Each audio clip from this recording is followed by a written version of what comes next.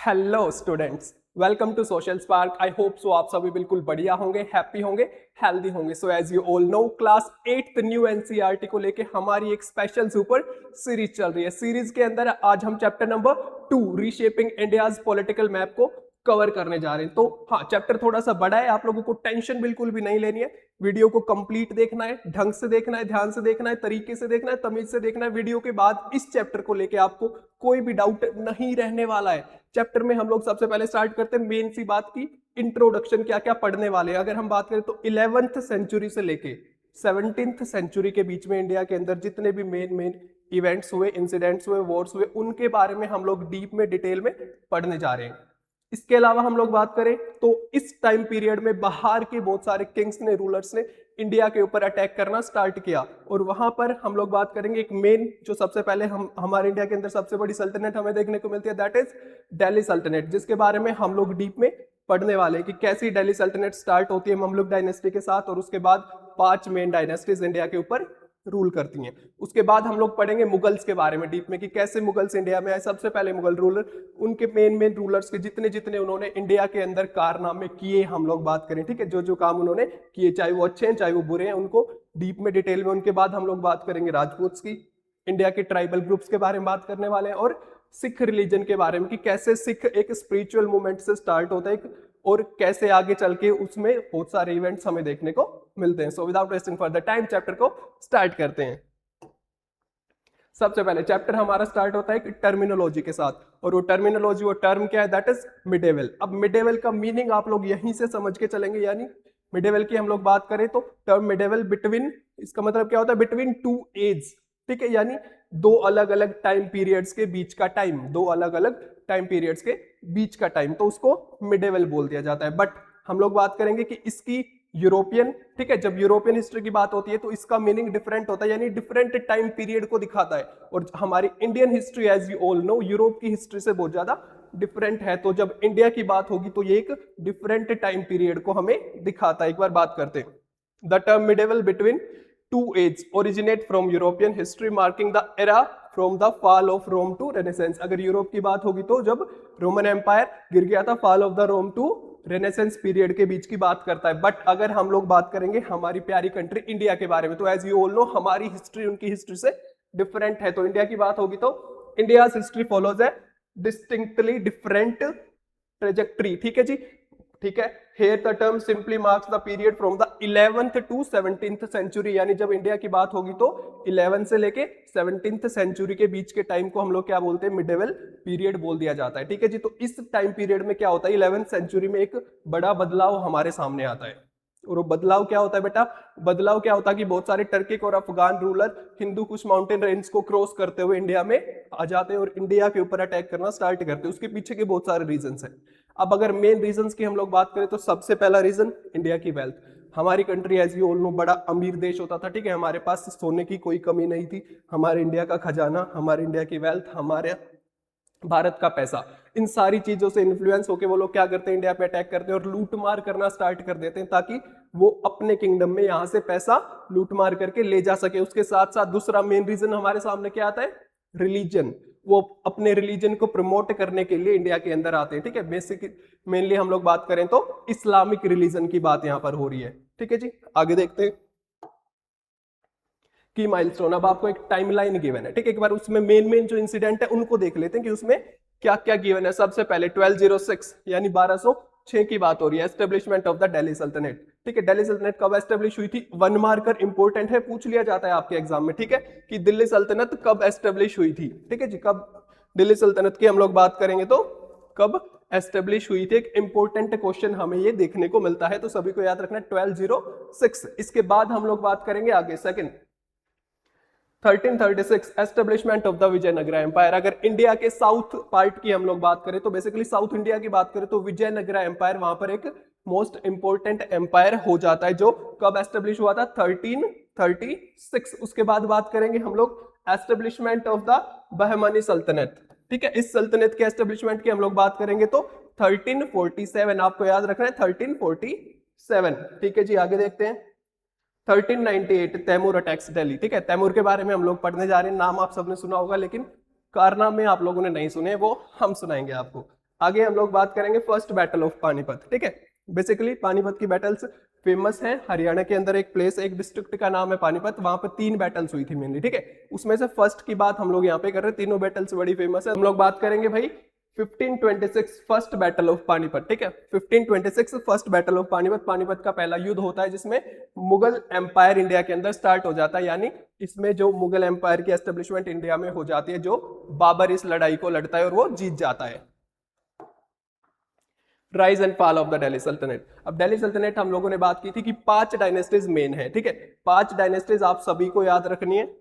Formed after the defeat of king Prithviraj in 1192। अब भाई 1192 में क्या होता है, सबसे पहले इसकी कहानी स्टार्ट होती है 1191, ठीक है। मोहम्मद गोरी, एक घोर देश का राज्य है, वो क्या करता है, वो इंडिया के ऊपर अटैक करता है, लेकिन पृथ्वीराज चौहान उनको हरा देते हैं। लेकिन एक गलती करते हैं, उनको हराने के बाद क्या करते हैं, जिंदा छोड़ देते हैं और अपना जीत का जश्न मनाना स्टार्ट कर देते हैं और उनको जिंदा छोड़ देते हैं और वो भाग जाता है, ठीक है। लेकिन उसके अगले ही साल 1192 में मोहम्मद गोरी क्या करता है, वापस आता है और इंडिया पे अटैक करता है और पृथ्वीराज चौहान को हरा देता है। और वहां पर क्या एस्टेब्लिश हो जाती है भाई, फिर एस्टेब्लिश हो जाती है इंडिया के अंदर दिल्ली सल्तनत, जिसमें हम लोग 5 मेन डायनेस्टीज के बारे में पढ़ने जा रहे हैं। सबसे पहले हम लोग बात करेंगे ममलुक्स, जिनको स्लेव डायनेस्टी भी बोला जाता है। ममलुक्स को दूसरा नाम क्या बोला जाता है, slave dynasty. Then we have Khiljis, आप सभी ने नाम सुना है, अलाउद्दीन खिलजी, उसके बारे में हम लोग थोड़ा सा डीप में भी पढ़ने वाले हैं। Then Tughlaqs, then Sayyids and then last one is Lodis. ये 5 डायनेस्टी जब बात होगी दिल्ली सल्तनत की तो हमारे लिए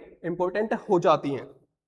आगे बात करेंगे neighbouring kingdoms like the eastern Ganga, यानी जब ये अलग अलग हम लोग बात करें दिल्ली सल्तनत थी, उसके अलावा भी ये खुद को एक्सपेंड करना चाह रहे थे, ठीक है। यानी ये सिर्फ नॉर्थ इंडिया तक नहीं रहना चाह रहे थे, ये इंडिया के ईस्टर्न पार्ट में या सदर्न पार्ट में भी खुद का कंट्रोल चाहते थे। तो ये क्या कर रहे थे, अटैक कर रहे थे, लेकिन उनको रोकने के लिए इंडिया के कुछ रीजनल किंगडम्स थे जो उनको आगे नहीं बढ़ने दे रहे थे। उनके बारे में हम लोग डीप में भी पढ़ने जा रहे हैं। कुछ नाम आप लोगों को याद रखने, ईस्टर्न गंगाज एंड होशलाज, ठीक है। ये मेन हम लोग बात करेंगे, मेन जो किंगडम्स है, मेन डायनेस्टीज है, ये इनको आगे बढ़ने से रोक रही थी, यानी इनको रेजिस्ट कर रही थी इंडिया के अंदर।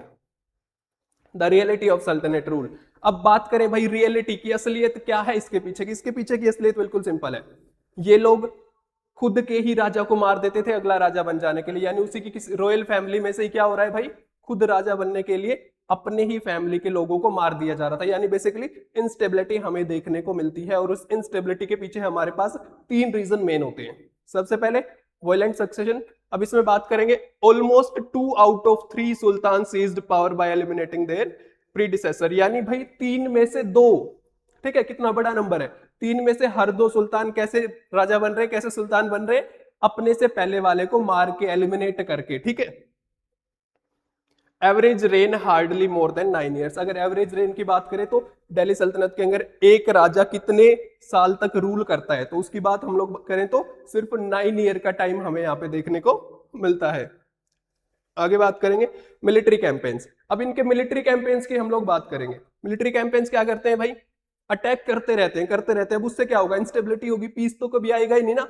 हर जगह अटैक, लूट मार चल रहा है, तो शांति, पीस तो कहीं है ही नहीं।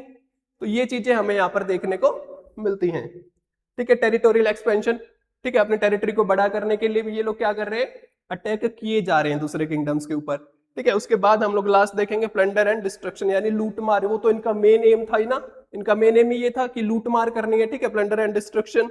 कैंपेन रूटीनली रेडेड सिटीज, ठीक है, सिटीज पे रेड, यानी जिस भी सिटी पे अटैक कर रहे हैं वहां पे क्या करेंगे, उनके जो टेंपल्स हैं, वेल्दी टेंपल्स हैं, उनको तोड़ देंगे, उस खजाने को लूट लेंगे। तो बेसिकली इनका एक मेन एम क्या था भाई, अपने रिलीजन को प्रमोट करना है, प्लस दूसरे के रिलीजन को क्या कर रहे थे, ये निग्लेक्ट कर रहे थे। अब देखो मंदिरों को तुड़वा रहे हैं, उनमें आग लगा रहे हैं, उनके खजाने को लूट लिया जा रहा है, ठीक है। वहां पे जो सिटीज है, लोकल लोग हैं, अदर रिलीजन के पीपल हैं, उन सभी को भी क्या कर लिया जा रहा था, लूट मार हमें सल्तनत पीरियड में देखने को मिलती है।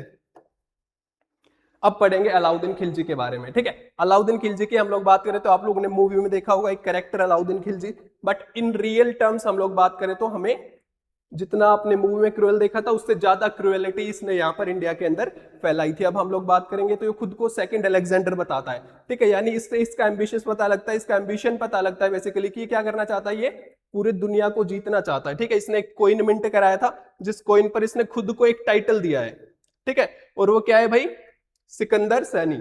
सिकंदर सैनी यानी उसका मीनिंग अगर हम लोग ट्रांसलेट करें तो क्या निकलता है, सेकंड अलेक्जेंडर।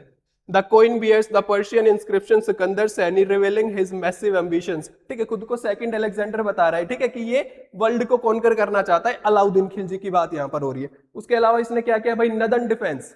हम लोग बात करेंगे नदन डिफेंस के बारे में।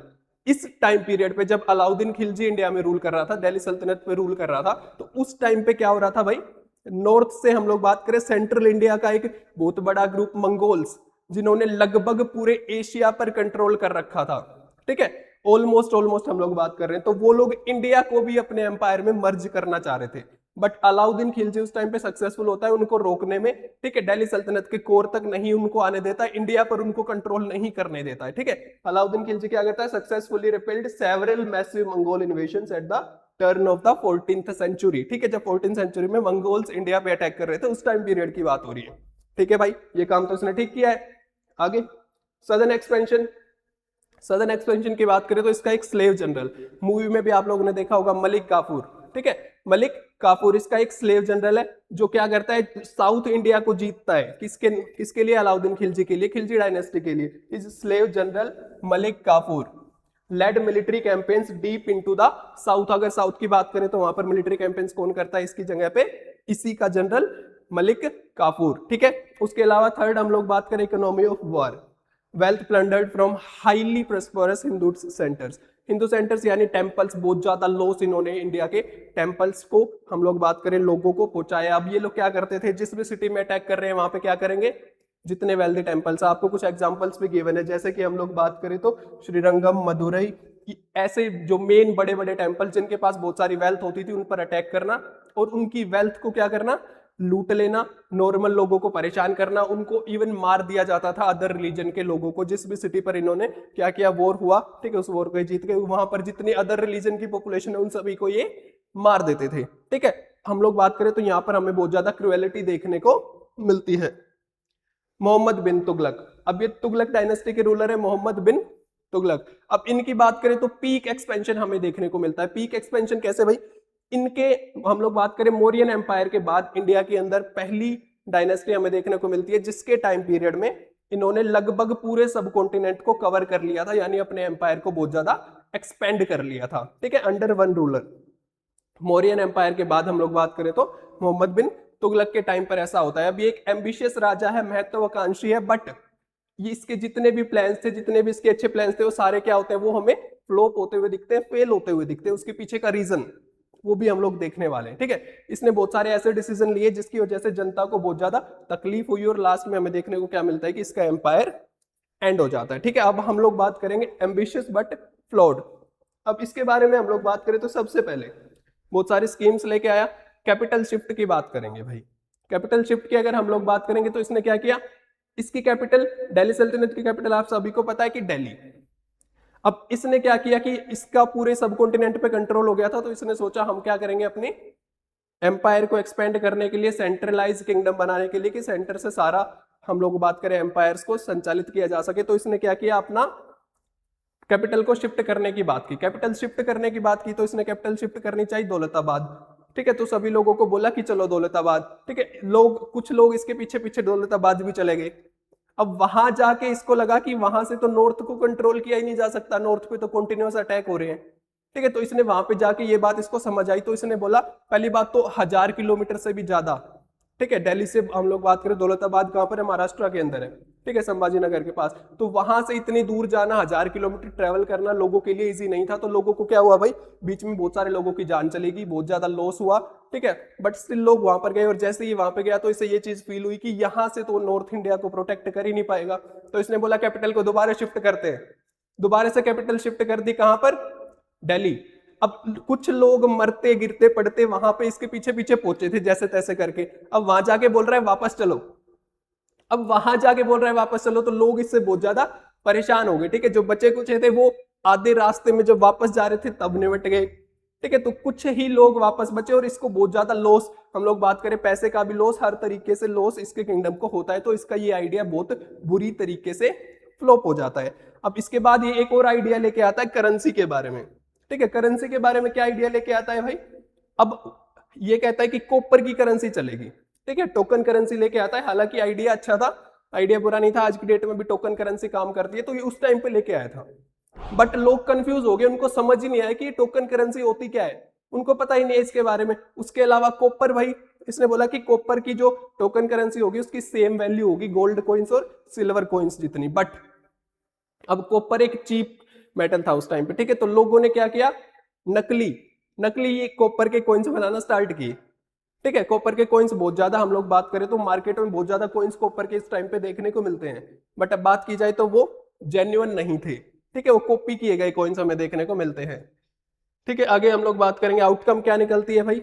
Absolute confusion gripped the trade markets. अब कंफ्यूजन है तो ट्रेड मार्केट भाई क्या हुआ, कहीं ना कहीं ट्रेड लॉस में चला गया, वहां पे एम्पायर का लॉस, लोगों का लॉस हमें देखने को मिलता है। The currency lost all credibility leading to a severe rapid decline of the entire Sultanate economy. Economy पे बहुत ज्यादा बुरा इफेक्ट पड़ता है, तो यानी हम लोग क्या देखते हैं, इसके दोनों आइडिया है कि बुरी तरीके से फ्लॉप हो जाते हैं। द इकोनॉमिक्स ऑफ द सल्तनत। अब सल्तनत की इकोनॉमिक्स की हम लोग बात करें तो भाई यहाँ पर ना हमें एक बहुत बड़ा डिस्क्रिमिनेशन देखने को मिलता है। डिस्क्रिमिनेशन कैसे, देखो जो रिच लोग हैं यानी जो राजा है, राजघराने के लोग हैं, जो रॉयल लोग हैं बेसिकली या नोबल है, ठीक है, वो बढ़िया जिंदगी जी रहे हैं, बिल्कुल अपने महलों में रहते हैं, हर तरीके के ऐशो आराम उनके पास है। बट अगर कॉमन पीपल्स की बात की तो उनको दबाया जा रहा है, यानी बेसिकली उनके पैसे से ये लोग मजे कर रहे हैं अपने घरों में, अपने महलों में बैठ के आराम से, ठीक है, लोकल लोगों के पैसे से। और वहीं लोकल लोग क्या कर रहे हैं, भूखा मरना पड़ रहा है, क्योंकि जितना प्रोड्यूस करते हैं एग्रीकल्चर से उसका कई बार तो आधा आधा 50% तक ये लोग ले जाते हैं, और लूट मार कर रहे थे वो अलग से है, ठीक है। ये तो वो था जो ये लोग जेन्युइनली ले रहे थे कि इतना तो सबको देना है, बट उसके अलावा लूट मार भी तो हो रही थी ना, ठीक है। जो बच रहा था वो वैसे चला जा रहा था, तो लोगों के पास तो कुछ बचा ही नहीं। इसी में हम लोग बात करेंगे मिलिट्री प्लेंडर, ठीक है। लोगों को मिलिट्री क्या कर रही है, अटैक कर रही है, लूटमार कर रही है। उससे उसके अलावा heavy taxes on commoners, common लोगों पर हैवी टैक्सेस लगा दिए जाते थे, ठीक है। यानी जो कॉमन लोग है बेसिकली उन लोगों पर जो इनके रिलीजन से अलग है, यानी हिंदूज की बात हो रही है बेसिकली, हम लोग बात करें हिंदू, सिख या हम लोग जैन, बुद्धिज्म, जो इस्लाम से अलग रिलीजन है उन सब के लिए। स्लेव ट्रेड हमें देखने को मिलता है, यानी फोर्स्ड लेबर, लोगों को खरीदा बेचा जा रहा है पैसों के बदले। फोर्स लेबर यानी जहां पर इन्होंने अटैक किया ये लोग जीत गए, वहां की जो जनता है जो जिंदा बच गई, कुछ को तो इन्होंने मार दिया। बेसिकली ये लोग क्या करते थे, मेल्स को मार देते थे और फीमेल्स और बच्चों को छोड़ देते थे और उनको एज अ स्लेव रखते थे, ठीक है, बॉन्डेड लेबर या फोर्स्ड लेबर रखते थे कि उनको उनसे अब काम कराएंगे, ठीक है। और मेल्स को बेसिकली ये लोग मेनली मेल्स को मार देते थे, ठीक है। तो ये सारी चीजें हमें देखने को मिलती हैं। और इसका हम लोग बात करें तो आउटकम क्या निकल के आता है, डिसरप्टेड लोकल ट्रेड नेटवर्क, ठीक है। लोकल ट्रेड नेटवर्क में क्या करता है भाई, बहुत ज्यादा हार्म होता है और उसको कहीं ना कहीं रोक देता है। Crippled agriculture production, agriculture production को भी खराब कर देता है, ठीक है। अब हम लोग बात करें the state financed extreme elite luxury, यानी जो एलीट कास्ट है, यानी हम जो अमीर लोग हैं, जो राजघराने के लोग हैं, जो नोबल्स हैं, उनको क्या मिल रहा है भाई, सारा पैसा जो राजा इकट्ठा कर रहा है उसमें से आधे से ज्यादा पैसा तो वो अपने मजे, अपने शौकों पर खराब कर दे रहे हैं। और वहीं लोकल लोगों की हालत क्या है कि उनको भूखा मरना पड़ रहा है इन लोगों की वजह से। कल्चरल इंपैक्ट एंड टैक्सेशन, ठीक है। इसमें हम लोग एक कंसेप्ट को पढ़ेंगे, कंसेप्ट इंपॉर्टेंट है, आप सब याद रखेंगे। आइकोनोक्लाज्म, आइकोनोक्लाज्म की हम लोग बात करेंगे तो ये क्या है भाई, जानबूझकर अपने से अलग जो रिलीजन है उसको क्या करना भाई, हार्म पहुंचाना, यानी मूर्तियों को तोड़ देना, मंदिरों को तोड़ देना, आग लगा देना, लूट मार करना, ठीक है। अपने से बेसिकली रिलीजन के बेस पे ये चीजें की जाती हैं, ठीक है। द डेलिब्रेट रिजेक्शन और destruction of sacred religious image, ठीक है। सैक्रेड रिलीजियस इमेज में क्या क्या आते हैं, मूर्ति, विग्रह, प्रतिमा, रूपा, ये अलग अलग नाम आप लोगों को देखने को मिलते हैं। बेसिकली हम लोग बात करें तो स्टैचूज, मूर्तिज को, भगवान की मूर्तियों को बेसिकली बात की जाए, मंदिर को ये लोग तुड़वा देते थे। Buddhist, Jain and Hindu temples were aggressively targeted, main target क्या था, Buddhist, Jain and Hindu temples. इसके अलावा destruction was motivated by both financial plunder and strict religious orthodoxy, यानी जो ये लोग लूटमार कर रहे थे उसके पीछे का रीजन सिर्फ फाइनेंशियल प्लंडर नहीं था, बेसिकली एक मेन रीजन था, बट सिर्फ वो नहीं था। उसके अलावा रीजन हमें देखने को क्या मिलता है कि ये खुद के रिलीजन को प्रमोट करने के लिए और दूसरे के रिलीजन को टॉलरेट बिल्कुल भी नहीं करते थे, यानी ये चाहते हैं कि सिर्फ इनका ही रिलीजन रहे, ठीक है। इसी कंसेप्ट को बोला जाता है आइकोनोक्लाज्म। जजिया टैक्स, अब ये कितना घटिया, इतना खराब टैक्स हमें देखने को मिलता है। बेसिकली किस पे लगेगा, नॉन मुस्लिम, जो मुस्लिम है उनको तो देना ही नहीं है ये टैक्स, जो मुस्लिम है उनको नहीं देना, जो हिंदूज हैं, सिख हैं, बुद्धिस्ट हैं, जैन लोग हैं, उन लोगों को सिर्फ ये टैक्स देना है, ठीक है। तो इतना घटिया टैक्स है कि बेसिकली डिस्क्रिमिनेशन दिखाता है कि मुस्लिम्स पे नहीं लगा रखा है, सिर्फ जो नॉन मुस्लिम है उनकी बात हो रही है, ठीक है। State tax impose specifically on non Muslim subject. अब इससे बचने के लिए ना लोगों को स्कीम भी दी जाती थी कि आप लोग इस्लाम में कन्वर्ट हो जाओ, कि जो मुस्लिम बन गया, ठीक है, कि आप इस्लाम में कन्वर्ट हो जाओ या मुस्लिम बन जाओ, फिर आपको ये टैक्स नहीं देना पड़ेगा। तो बेसिकली लोगों को कन्वर्ट करना चाह रहे थे ये ऐसे ऐसे टैक्स लगा के, और नॉन मुस्लिम्स को परेशान किया जाता था, उनको पोस्ट भी नहीं मिलती थी बहुत सारी जगह पे। Theoretically provided in exchange for state protection and military exemption, ठीक है। थ्योरेटिकली बात करें तो state protection and military exemption की ये लोग बात करते। In practice it acted as immense economic burden, ठीक है, इकोनॉमिक बर्डन, पब्लिक ह्यूमिलिएशन। उसके अलावा रिलीजन के बेस पे हम लोग बात कर चुके हैं कैसे लोगों को परेशान किया जाता था। अब बात करेंगे तैमूर, जिसके बारे में हम लोगों ने स्टार्टिंग में बात की थी कि तैमूर ने इंडिया पे अटैक किया था, ठीक है। लेट 14th सेंचुरी की बात हो रही है। अब ये तैमूर कौन है, कहां से आया, इंडिया पे अटैक क्यों कर रहा है। अब इंडिया पे अटैक करने के सिर्फ वही दो रीजन हमारे सामने आते हैं। एक तो इंडिया की वेल्थ, इंडिया का पैसा इसको चाहिए। सभी को उस टाइम पे हम लोग बात करें सेंट्रल इंडिया के जितने रूलर है, सभी को इंडिया की वेल्थ लुभा रही थी, यानी इंडिया की वेल्थ देख के वो इंडिया के ऊपर अटैक करने के लिए आते थे। The invader Timur a brutal Turkic Mongol conqueror from Central Asia, Turkic Mongol conqueror from Central Asia. Objective क्या था, to wage war with the infidels and plunder immense wealth from the subcontinent, यानी सब continent से बहुत सारी wealth इकट्ठी करके ले जाना। उसके अलावा हम लोग बात करें तो भाई इन्फिडल्स, वॉर विद द इन्फिडल्स। इन्फिडल्स कौन है, यानी जो इनके रिलीजन से अलग, जो इनकी आइडियोलॉजी से अलग आइडियोलॉजी को फॉलो करते हैं, उनको क्या बोला गया है, इन्फिडल्स। यानी मुस्लिम्स उस टाइम पे इन लोगों के लिए इन्फिडल्स कौन थे, हिंदू, सिख। और उसके साथ साथ इन्फिडल्स में काउंट करते हैं मुस्लिम्स के अंदर भी हम लोग बात करें दो सेक्ट होते हैं, एक शिया और एक सुन्नी। जो ये लोग हैं बेसिकली सुन्नी सेक्ट से बिलोंग करते हैं। तो ये लोग जो शिया सेक्ट के मुस्लिम होते हैं, या हम लोग बात करें मुस्लिम्स की एक और फॉर्म होती है जिसको जोरेस्ट्रियनिज्म भी बोला जाता है, पर्सिस भी बोल देते हैं कई बार, कहीं ना कहीं वहीं से डिसेंट है। बट ये लोग उनके साथ भी डिस्क्रिमिनेशन करते थे, ये खुद के सेक्ट को ही ऊपर मानते थे, ठीक। और उनको क्या बोला गया है, इनफिडल्स बोला गया। Delhi a thriving global city was completely sacked. Delhi को क्या करता है, बुरी तरीके से बहुत ज्यादा लॉस पहुंचाता है, ठीक है, डिस्ट्रक्शन वहां पे करता है। Thousands of civilians were indiscriminately killed और एनस्लेव्ड। थाउजेंड्स ऑफ सिविलियंस को तो बिना ही बात मार देता है, थाउजेंड्स ऑफ सिविलियंस को बिना ही बात मार देता है। और वहां पर लूटमार, जितना पैसा जहां से भी इनको मिल रहा है, चाहे टेंपल से मिल रहा है, लोगों के घरों से मिल रहा है, खजाना, कहीं से भी इनको पैसा मिल रहा है, पैसा इकट्ठा किया और निकल लिए, ठीक है। अब ये इसके बाद क्या होता है भाई, Timur rapidly withdraw with his massive caravan of plunder, leaving absolute chaos, economic ruin and a shattered सल्तनत इन हिज वेक। और सारा पैसा लेके यहां से वापस चला जाता है, ठीक है। आगे हमें देखने को क्या मिलेगा, द फाइनल चैप्टर। अब फाइनल चैप्टर में क्या है भाई, दिल्ली सल्तनत की हम लोग यहाँ पे बात करेंगे। तो दिल्ली सल्तनत की जो कहानी है आपकी सिलेबस में, वो यहाँ पर एंड हो जाएगी। लास्ट डायनेस्टी हम लोग बात करें जिन्होंने दिल्ली सल्तनत या लास्ट सल्तनत जिन्होंने रूल किया, that is the Lodhi dynasty. अब लोधी डायनेस्टी के बारे में हम लोग बात करेंगे तो इस टाइम पे एम्पायर क्या हो गया था, श्रिंक हो गया था, सिकुड़ गया था, बेसिकली छोटा हो गया था। एग्जाम्पल गिवन है तुगलक एम्पायर। देखो ये सारा उस टाइम पे दिल्ली सल्तनत के अंदर आता था, तुगलक्स के टाइम पे। अब हम लोग बात करेंगे लोधी के टाइम पे, सिर्फ इतना ही बचा था इनके अंडर, ठीक है। तो ये हमें क्या देखने को मिलता है कि इस टाइम पर श्रिंक हो गया था इनका एम्पायर, यानी दिल्ली सल्तनत श्रिंक हो गई थी। The Lodis emerged from the chaotic power vacuum left by Taimur to establish the final struggling dynasty of the Delhi Sultanate, ठीक है। लास्ट डायनेस्टी बेसिकली हम लोग बात करेंगे। बॉर्डर श्रिंक हो गए थे, आगे देखते हैं। अब रेजिस्टेंस टू द दिल्ली सल्तनत। अब दिल्ली सल्तनत को रेजिस्टेंस यानी इनको आगे बढ़ने से रोक कौन कौन रहा था, तो इसमें हम लोग पढ़ने वाले हैं जो स्टार्टिंग में हम लोगों ने बात की थी भाई, ईस्टर्न गंगा किंगडम के बारे में, ठीक है। और भी किंगडम्स के बारे में पढ़ेंगे, सबसे पहले ईस्टर्न गंगा की बात करेंगे। Delhi Sultanate faced wide resistance and failed to subdue the eastern Ganga kingdom. Basically बात करें कहां पर है, कलिंगा, प्रेजेंट डे ओडिशा और उसके आसपास वाले रीजन की यहाँ पे बात हो रही है। Present day Odisha, part of Bengal and Andhra Pradesh. की रूलर्स की हम लोग बात करें तो आपको नाम इंपॉर्टेंट है, याद रखना है, पूछ लिया जाता है कि वहां के इंपॉर्टेंट रूलर के बारे में बताओ, दैट इज नरसिम्हा देवा। नरसिम्हा देवा फर्स्ट, नरसिम्हा देवा फर्स्ट आप सभी को याद रखना। Mid 13th century, mid 13th century, known for immense military strength and cultural brilliance, ठीक है।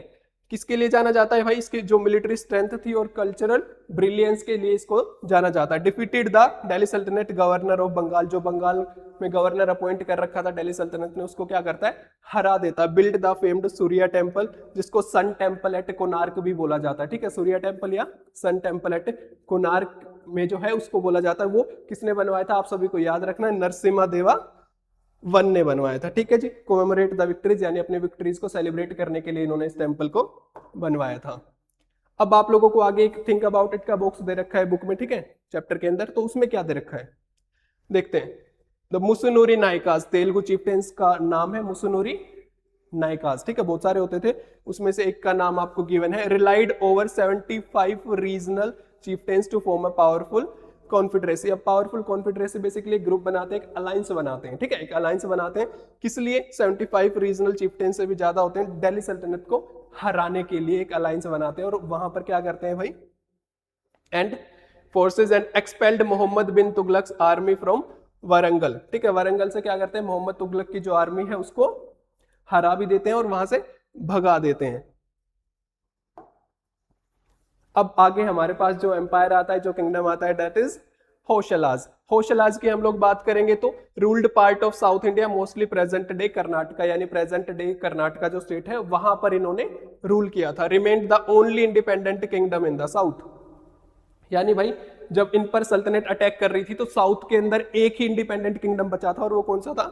होशलाज वाला, ठीक है। Built magnificent temples like Belur and Halebidu, temples बनवाए बड़े बड़े इन्होंने। आपको एग्जांपल गिवन है कहां कहां पर? बेलूर एंड हेलेबिडू। इसके अलावा भी बहुत सारे टेम्पल्स इन लोगों ने बनवाए हैं। Weekend by external attacks and internal conflicts. अब ये लास्ट में वीक कैसे पड़ता है भाई? एक्सटर्नल अटैक, क्योंकि सल्तनत कॉन्टिन्यूस इन पे अटैक कर रही थी, और बेसिकली मेन रीजन बनता है इंटरनल कॉन्फ्लिक्ट, ठीक है। किसी भी किंगडम को हम लोग बात करें तो गिराने में कहीं ना कहीं इंटरनल कॉन्फ्लिक्ट उसके लिए रिस्पॉन्सिबल होता है। Absorbed into the Vijayanagara empire in the mid 14th century. Vijayanagara empire क्या है, इसके बारे में पढ़ने जा रहे हैं। एक बड़ा अच्छा हमारा साउथ इंडिया का एम्पायर था, बड़ा बड़ा सा एम्पायर था, ठीक है। बहुत सुंदर सुंदर वहां पर टेम्पल्स हमें देखने को मिलती है। उनकी कैपिटल सिटी के बारे में हम लोग बात करेंगे आगे, ठीक है। तो बाद में क्या होता है, ये टूट के विजयनगरा एम्पायर का पार्ट बन जाता है। अब इस होशला एम्पायर की हम लोग बात करें तो इसका नाम कैसे पड़ा, इसकी कहानी, ठीक है, इसकी कहानी डोंट मिस आउट के बॉक्स में आपको गिवन है। The Hoysala empire story of incredible bravery from Kannada folklore, ठीक है। कन्नड़ फोकलोर से हमें पता लगता है कि इसका नाम कैसे पड़ा।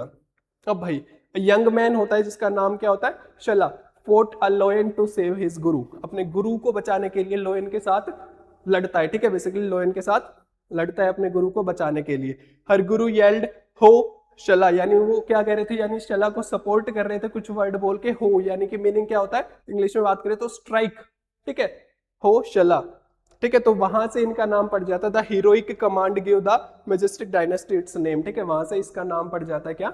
होशला डायनेस्टी। Independent regional sultanates. अब ऐसा नहीं है भाई कि सिर्फ दिल्ली सल्तनत थी, उसके अलावा हम लोग बात करें इंटरनल, ठीक है, विद इन इंडिया भी कुछ सल्तनट्स अमर्ज हो रही थी उस टाइम पे, ठीक है, कुछ सल्तनट्स डेवलप हो रही थी उस टाइम पे। तो उनके बारे में हम लोग बात करने वाले हैं कि ये सल्तनट्स कौन सी थी। तो अगर हम लोग इनकी बात करेंगे तो हमारे पास सबसे पहले जो आती है बहमानी सल्तनत, ठीक है, बहमानी सल्तनत की हम लोग बात करेंगे। उसके अलावा सल्तनत ऑफ गुजरात और बंगाल भी हमें देखने को मिलती है। सबसे पहले बात करेंगे मेनली बहमानी सल्तनत के बारे में हम लोग बात करने जा रहे हैं। डेक्कन वाले रीजन की बात हो रही है, जो इंडिया का डेक्कन वाला रीजन है। बहमानी सल्तनत rose in the mid 14th century. कब रोज हुई? Mid 14th century, controlling much of the region, ठीक है, उस टाइम पे उस रीजन को इन्होंने कंट्रोल कर रखा था।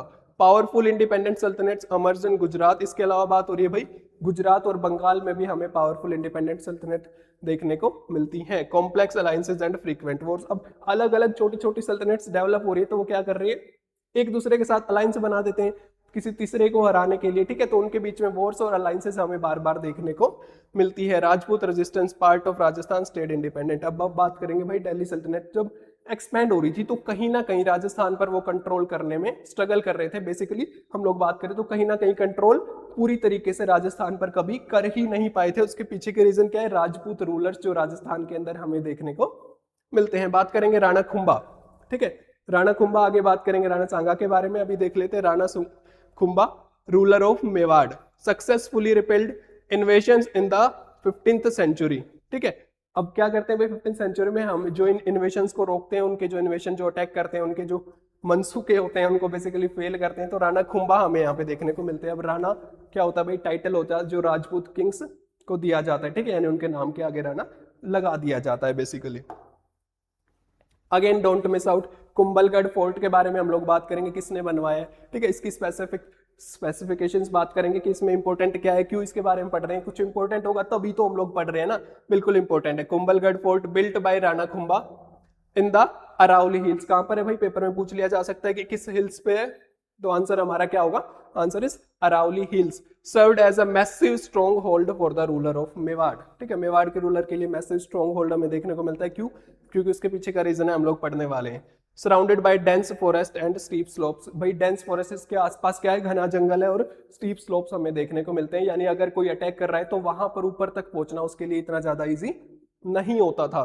Famous for its massive 36 kilometre long wall, 36 kilometre बहुत बड़ा हो जाता है, 36 किलोमीटर की लॉन्ग वॉल हमें देखने को मिलती है। One of the longest continuous wall in the world, world की one of the longest continuous wall है, ठीक है, वन ऑफ द। आगे बात करेंगे विजयनगरा एम्पायर के बारे में कि विजयनगरा एम्पायर हमने अभी अभी पढ़ा था कि होशला एम्पायर क्या होता है, टूट करके जब लास्ट में विजयनगरा एम्पायर के अंदर मर्ज हो जाता है, तो इसकी बात हम लोग करने वाले हैं। Delhi Sultanate instability led to a new southern power centre, ठीक है, दिल्ली सल्तनत जो इंस्टेबिलिटी हमें देखने को मिलती है, कभी कोई राजा बन रहा है, कभी कोई राजा बन रहा है, ठीक है, अपने ही राजा को टपका दे रहे हैं खुद राजा बनने के लिए, तो ये सारी चीजें हमें देखने को मिलती है। तो इन चीजों के बीच में एक एम्पायर साउथ इंडिया के अंदर ग्रो होता है, that is the Vijayanagara empire, founded in the 14th century by two brothers, ठीक है, अब इसको फाउंड किया है दो भाइयों ने, ठीक है, दो भाइयों की बात हो रही है, टू ब्रदर्स हरिहरा एंड बुक्का, नाम याद रखेंगे, हरिहरा एंड बुक्का, दो भाई, ठीक है, दो भाई, दोनों तबाही वाला सीन है इनका, ठीक है, तो इन्होंने क्या किया, एक बहुत बड़ा सा विजयनगरा एम्पायर को एस्टेब्लिश किया, Harihara and Bukka. They initially served as governors under Mohammed bin Tughlaq, जब मोहम्मद बिन तुगलक रूल कर रहा था तो उसके अंडर एज अ गवर्नर सर्व कर रहे थे, बट उसके बाद क्या करते हैं ये उसके रूल को रजिस्ट करते हैं, मना करते हैं, निगलेक्ट करते हैं और खुद का एम्पायर एस्टेब्लिश कर देते हैं। They rejected Delhi authority to establish their own independent kingdom, खुद का इंडिपेंडेंट किंगडम एस्टेब्लिश करने के लिए क्या करते हैं, दिल्ली की अथॉरिटी को रजिस्ट करते हैं, बेसिकली रिजेक्ट करते हैं। Grew into the massive powerful Vijayanagara empire, और धीरे धीरे देखने को क्या मिलता है, एक बड़ा सा मैसिव पावरफुल विजयनगरा एम्पायर बन जाता है। Don't miss out, don't miss out की हम लोग बात करेंगे तो इसमें हमें एक चीज देखने को मिलती है कि इन्होंने जहां पर अपनी कैपिटल बनाई उसके पीछे की स्टोरी हमें यहाँ पर देखने को मिलती है। The folklore of Hampi, Hampi की बात करेंगे, कर्नाटका के अंदर है present. Harihara and Bukka saw an amazing sight, अब हरिहरा एंड बुक्का ना वहां पर एक सीन देखते हैं, अमेजिंग साइट देखते हैं, ठीक है। अब एक हारे बोलते हैं कि इसको भाई खरगोश जैसा दिखने वाला जानवर होता है, अब वो भाग रहा है और उसके पीछे कुछ डॉग्स, उनको हाउंड्स बोला गया है, ठीक है। हारे turned around and chased a pack of hounds, अब ये क्या देखने को मिलता है कि भाई ये बेसिकली शिकारी जो डॉग होते हैं ये क्या करते हैं, बेसिकली इसको हम लोग बात करें हारे के पीछे भाग रहे हैं, बट हारे एकदम से क्या करता है, हमें कुछ चेंज देखने को मिलता है, अचानक से टर्न अराउंड घूमता है और उनके ये आगे भागने की बजाय इन पे अटैक कर देता है। तो हम लोगों ने यहाँ पर क्या देखा, अनएक्सपेक्टेड स्ट्रेंथ एंड इमेंस करेज हमें देखने को मिलता है। देन ये बात जाके अपने गुरु को बताते हैं, तो इनके गुरु क्या बोलते हैं, ये दोनों भाई अपने गुरु को बताते हैं, तो उनका आंसर क्या होता है, पहले तो गुरु का नाम आप लोग याद रखेंगे, इंपॉर्टेंट है, पेपर में पूछ लिया जाता है 1 मार्कर में, विद्यारण्य, ठीक है, विद्यारण्य इनके गुरु होते हैं। Interpreted this as a sign of resilience, अब वो उनको एडवाइस करते हैं कि उसी स्पॉट पर आप लोग क्या करेंगे, अपनी कैपिटल बनाएंगे, to build their great capital on that exact spot. Deccan sultanates, अब डेक्कन सल्तनट्स की हम लोग बात करेंगे तो बहमानी सल्तनत हम लोग बात करके आए, अब आगे हम लोग देखेंगे Bahmani sultanate to the north was Vijayanagara's major rival, Vijayanagara kingdom का जो मेन राइवल हमें यहाँ पे देखने को मिलता है दैट इज बहमानी सल्तनत, जो विजयनगरा के नॉर्थ में होती है, ठीक है, बेसिकली डेक्कन वाले रीजन में।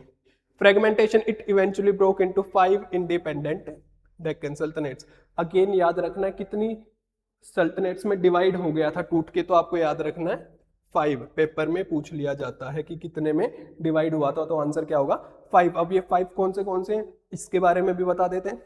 सबसे पहले बीजापुर, गोलकोंडा, बेराड, अहमदनगर एंड बिदर। अब ये बहमानी सल्तनत क्या होता है, इन 5 किंगडम्स में या 5 छोटी छोटी सल्तनट्स में डिवाइड हो जाती है। रूल्ड बाय फॉर्मर गवर्नर्स, तरफदार्स वो डिक्लेयर्ड ऑटोनॉमी, ठीक है, बाद में वो क्या करते हैं, ऑटोनॉमी डिक्लेयर कर देते हैं। अब विजयनगरा के बारे में इसमें देखेंगे, Vijayanagara frequently battled Bijapur and Golconda. जो पहली दो सल्तनत हमने पढ़ी हैं, जो टूट के 5 बनी थी, उसमें से पहली दो कौन सी हैं? बीजापुर एंड गोलकोंडा। तो विजयनगरा बार बार उनके साथ उनकी बैटल हो रही थी। They also fort the Gajapati rulers of the Odisha in the east, ठीक है। ओडिशा के अंदर जो ईस्ट में गजापति रूलर्स थे, उनको भी उनके साथ विजयनगरा एम्पायर की फ्रीक्वेंट बैटल्स हमें देखने को मिलती हैं। अब यहाँ पर कुछ टाइटल्स गिवन है, ठीक है। ये जो पति हमने देखा गजापति, जैसे हम लोग अभी अभी पढ़ के आए हैं, ठीक है। तो ये इसकी बात करेंगे कि कहां से आया, इसका मतलब क्या होता है। पति मीन्स लॉर्ड और मास्टर, ठीक है। आज की डेट में पति हस्बैंड के लिए यूज किया जाता है वैसे, ठीक है। द टर्म पति मीन्स लॉर्ड और मास्टर, लेकिन हम लोग उस टाइम के पढ़ने वाले, तब किसके लिए यूज किया जा रहा था, ठीक है। आज तो पति ना तो लॉर्ड होता है और ना ही मास्टर होता है, ठीक है। बट बात हो रही है एंशिएंट टाइम्स की, तो जो पति वर्ड्स यूज किया जाता था लॉर्ड और मास्टर के लिए यूज किया जाता था। अभी एज अ टाइटल यूज किया जाता था, किसको दिया जाता था, कहां पर दिया जाता था, किस किंगडम में किस राजा को क्या टाइटल दिए जाते थे, ये आप लोगों के पेपर में इंपॉर्टेंट है। तो सबसे पहले याद रखेंगे नरपति। विजयनगर एम्पायर में लॉर्ड को, किंग को क्या टाइटल दिया जाता था? नरपति। अश्वपति, बहमानी सल्तनत के अंदर हमें देखने को क्या मिलता है? अश्वपति। मराठा क्या देते थे भाई? छत्रपति। जैसे हम लोगों ने पढ़ा है छत्रपति शिवाजी के बारे में, और जो हमारा 3rd चैप्टर है बुक का सेम, उसमें भी हम लोग पढ़ने वाले हैं छत्रपति शिवाजी के बारे में। देन गजापति, ठीक है। ओडिशा में क्या नाम दिया जाता था?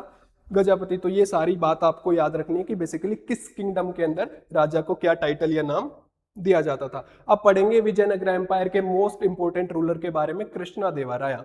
कृष्णदेवराया बात करें तो भाई मोस्ट इंपोर्टेंट रूलर है विजयनगर एम्पायर के। Ruled in the 16th century, the empire reached its absolute peak, ठीक है। इनके अंडर एम्पायर ने क्या किया भाई? एब्सोल्यूट पीक, यानी जब ये रूल कर रहे थे उस टाइम पे एम्पायर क्या होता है भाई? बहुत ज्यादा एक्सपेंड हो जाता है, ठीक है। पीक पे पहुंच जाता है जब ये रूल कर रहे थे। Expanded dominance over the Deccan with military power, ठीक है। जो डेक्कन सल्तनत हम लोगों ने अभी अभी पढ़ी है, उनके ऊपर इनका कंप्लीट डोमिनेंस हमें देखने को मिलता है, क्योंकि जो कृष्णदेवराय थे भाई, उनकी जो मिलिट्री पावर थी वो काफी स्ट्रॉन्ग होती थी। Triggered a massive cultural renaissance, अब ये कल्चर को भी प्रमोट करते हैं, ठीक है। बाकी हम लोगों ने पढ़ा जो सल्तनत के राजा, उनकी तरह ये बिल्कुल नहीं है कि सिर्फ अपना कल्चर, अपने रिलीजन को प्रमोट करना है, नहीं। यहाँ पर हमें देखने को क्या मिलता है भाई कि ये कल्चर को प्रमोट करते हैं, सभी बहुत सारे कल्चरों को प्रमोट करते हैं। पैट्रोनाइज संस्कृत, ठीक है।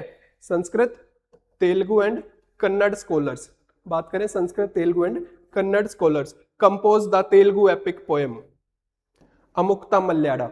अमुक्ता मल्याड़ा इन्होंने क्या की? एक तेलुगु एपिक पोएम लिखी है, जिसमें इन्होंने राजनीति के बारे में बात की है। बेसिकली हम लोग बात करें तो गवर्नेंस पॉलिसीज के बारे में इन्होंने बात की है, ठीक है। अब इसकी हम लोग बात करें तो ये एक सेंट की लाइफ के बारे में है, ठीक है। तो उनका नाम क्या है भाई? उनका नाम होता है अंडुल।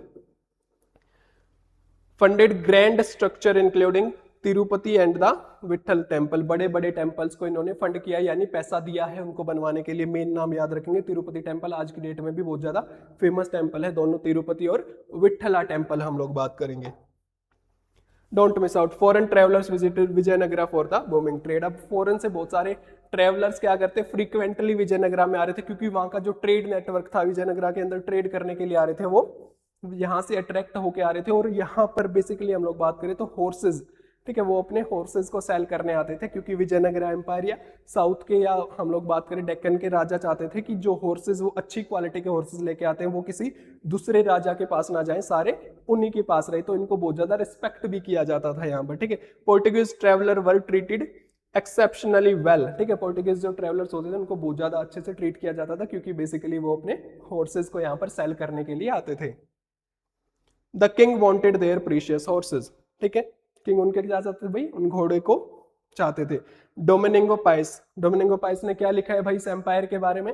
This city seem to me a large as Rome, ठीक है। ये रोम की जितनी बड़ी इसको लगती है, मीन्स इसने ऐसा लिखा है। And very beautiful, the people in the city are countless in number, ठीक है। बहुत सारे लोग भी हैं सिटी के अंदर। This is the best provided city in the world, you could find in great abundance everything that you wanted. ये कहता है कि वर्ल्ड की सबसे बेस्ट सिटीज में से एक है, आपको जो भी चीज चाहिए आप यहाँ पे आपको मिल जाएगी। The end of an era, हम लोग बात करेंगे the end of an era की ये जब किंगडम है ये विजयनगरा इतना अच्छा वहां पर ट्रेड हो रहा है, सब कुछ अच्छा हो रहा है, तो अब ये खत्म कैसे हुआ, बेसिकली उसके बारे में बात करने जा रहे हैं। तो स्टार्ट करेंगे भाई 1529, king Krishnadevaraya dies of illness after numerous military victories. King Krishnadevaraya ने बहुत सारी मिलिट्री विक्ट्री हम लोगों ने देखी, बट उसके बाद क्या होते हैं, बीमार हो जाते हैं और 1529 में इनकी डेथ हो जाती है। देन हम लोग चलते हैं 1565। 1565 में क्या देखेंगे, the battle of Talikota.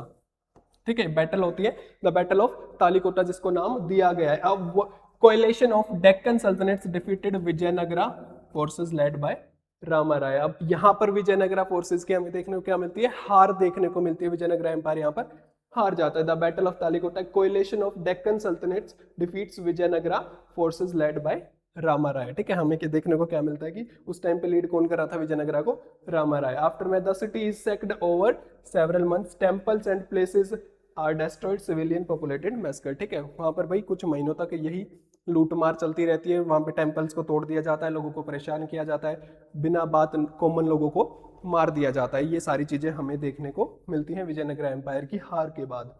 Fragmentation, the empire fractures into smaller regions ruled by Nayakas. उसके बाद एम्पायर बिखर के छोटे छोटे रीजन्स में डिवाइड हो जाता है जिन पे नायकाज रूल करते हैं। Mid 17th century the Vijayanagara empire officially comes to an end. और मिड 17th सेंचुरी में विजयनगरा एम्पायर ऑफिशियली क्या होता है भाई, खत्म हो जाता है। अब कहानी शुरू होती है मुगल्स की। ठीक है, वही मुगल्स जिनके ऊपर आपने मूवी देखी है, अकबर, जहांगीर, शाहजहां, ठीक है, जिसने ताजमहल बनवाया है। अब इनके फर्स्ट रूलर की बात करेंगे तो बाबर।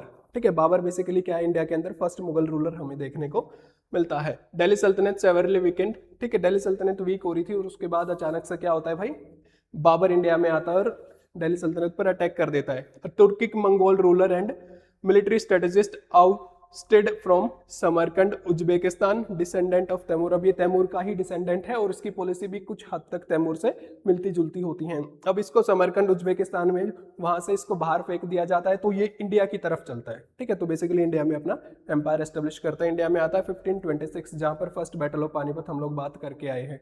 तो यहाँ पर क्या करता है, इब्राहिम लोदी को बाबर हरा देता है। अब हराने के पीछे का रीजन क्या है कि बाबर अपने साथ ना कुछ टेक्निक लेके आया था। बाबर अपने साथ टेक्निक लेके आया था जो इंडिया के लिए नई थी। यानी उस टाइम पे बाबर जो टेक्निक लेके आया था वो क्या है, heavy reliance on gunpowder. ठीक है जी, field artillery and matchlock guns. India के लिए टेक्नोलॉजी नई थी और इसी टेक्नोलॉजी के बेस पे बाबर क्या करता है भाई, इब्राहिम लोदी को हरा देता है और इंडिया के ऊपर इसका कंट्रोल हमें देखने को मिलता है। Mughal empire is founded on the Delhi throne. तो फर्स्ट मुगल रूलर याद रखेंगे बाबर। एस्टेब्लिश कब हुआ मुगल एम्पायर इंडिया के अंदर, 1526, and first Mughal ruler is Babur. अब बाबर के बाद हमारे सामने आएंगे हुमायूं, लेकिन उससे पहले बाबर के बारे में कुछ पढ़ लेते हैं। Based on the Baburnama. अब बाबरनामा क्या है भाई, बाबर की खुद की ऑटोबायोग्राफी है जो बाबर ने लिखी है, दैट इज बाबरनामा के नाम से। The cultured mind, intellectually curious. ठीक है, चीजों के बारे में जानना चाहता है ये, बेसिकली मैकेनिज्म क्या है उनके पीछे। And appreciated architecture, poetry, flora and fauna. ठीक है, architecture, poetry, flora and fauna को ही अप्रिशिएट करता है, but he was a ruthless conqueror. अब वो कैसे भाई, स्लाउटर्ड एंटायर सिटी पॉपुलेशन, जहां पर अटैक कर रहा है, जिस राज्य पर इसने राजा को हरा दिया, उसको मार दिया, उसकी पूरी सिटी में जितनी पॉपुलेशन है सभी को मार देता था, किसी को नहीं छोड़ रहा है। ठीक है, इतना क्रूअल हमें देखने को मिलता है। Enslaved women and children, male लोगों को मार दिया और वुमेन्स एंड चिल्ड्रंस को स्लेव बना लिया। उसके बाद स्लेव ट्रेड भी किया जाता था और उनको बंदी बना के रखा जाता था। Erected towers of skulls from plundered cities, यानी जिस सिटीज को इसने जीत लिया और वहां पे लोगों को मार दिया, उनके बाद उनके स्कल्स क्या बनवाता था, टॉवर ऑफ स्कल्स बनाता था और उसमें बड़ा ही प्राउड ये फील करता था। ठीक है, उसके अलावा बाबर की बात करें तो इंडिया को लेके बाबर का क्या इंप्रेशन हमें देखने को मिलता है। अब देखो, रहना इंडिया में एम्पायर बना के बैठा, इंडिया के लोगों को मार रहा है, इंडिया को लूट रहा है, सब कुछ इंडिया में कर रहा है, लेकिन स्टिल क्या लिखता है, he find India a country of few charms. Mean basically ये सेंट्रल एशिया को ज्यादा अच्छा बताता है और उसको मिस कर रहा है इंडिया में बैठ के, कि वहां तो बढ़िया था लेकिन इंडिया के अंदर उतना ज्यादा बढ़िया नहीं है, बट स्टिल इंडिया की कुछ चीजों को अप्रिशिएट भी करता है, एक्नॉलेज भी करता है। अब वो क्या क्या आते हैं भाई, massive wealth, main reason India का पैसा, जिसको लेके तो यहाँ पर बैठा हुआ था ये।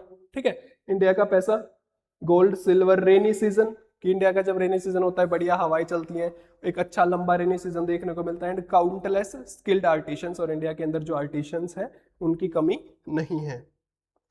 अब देखेंगे भाई 1530 बाबर डाइज। 1530 में क्या होता है, बाबर मर जाता है। Babur dies, his son Humayun struggle to hold the empire. अब हुमायूं उस टाइम पे स्ट्रगल कर रहा था एम्पायर को होल्ड करने के लिए। ठीक है, बेसिकली बाबर मर जाता है। अब इसका बेटा हुमायूं, अब हुमायूं को स्ट्रगल कर रहा था, ये बात पता होती है सभी को। तो शेर शाह सूरी हमें यहाँ पर देखने को मिलते हैं। वो क्या करते हैं, अफगान लीडर होते हैं। Takes north India, establishes short lived Sur empire with lasting reforms, Humayun eventually reconquers it. अब ये क्या करते हैं, हुमायूं को हरा देते हैं, वहां यहाँ से हुमायूं को भगा देते हैं और कुछ टाइम के लिए एक सूर एम्पायर इंडिया के अंदर एस्टेब्लिश हो जाता है। लेकिन उसके कुछ टाइम बाद ही हुमायूं क्या करता है, आता है दोबारा से इंडिया के अंदर और इस शेरशाह सूरी की हम लोग बात करें तो इनको हरा देता है और दोबारा से अपना एम्पायर, मुगल एम्पायर शुरू करता है। अब इसके बाद भाई हमें एक एक्सीडेंटल डेथ देखने को मिलती है, हुमायूं की अचानक से डेथ हो जाती है। ठीक है, वो अपने घर पे सीढ़ियों से गिर जाता है, उसकी खोपड़ी टूट जाती है और उसकी डेथ हो जाती है। उसके बाद राजा बनना होता है उसका बेटा अकबर, लेकिन उस टाइम पे वो छोटा था, 13 साल का। तो इस मौके का फायदा उठाते हैं हमारे एक इंडियन रूलर, जो उस टाइम पर हम लोग बात करें तो शेरशाह सूरी के अंडर काम कर चुके थे पहले। ठीक है, उनके मिलिट्री कमांडर भी होते थे हेमचंद्र विक्रमादित्य, जिनको बेटर जाना जाता है किस नाम से, Hemchandra Vikramaditya. Skilled Suri military commander captures Delhi, Delhi पे कब्जा कर लेते हैं और कुछ टाइम के लिए रूल करते हैं, बस एक छोटे से टाइम के लिए। और उसके बाद क्या होती है, सेकंड बैटल ऑफ पानीपत, जो बेसिकली तो नॉर्मली बोला जाता है कि अकबर और हेमू के बीच हुई थी, but in real terms Akbar उस टाइम पे सिर्फ 13 साल का था। उसकी तरफ से मुगल एम्पायर को जो लीड कर रहा था दैट इज बहरम खान। बहरम खान नाम का एक पर्सन था जो मुगल फोर्सेस को लीड कर रहा था उस टाइम पे।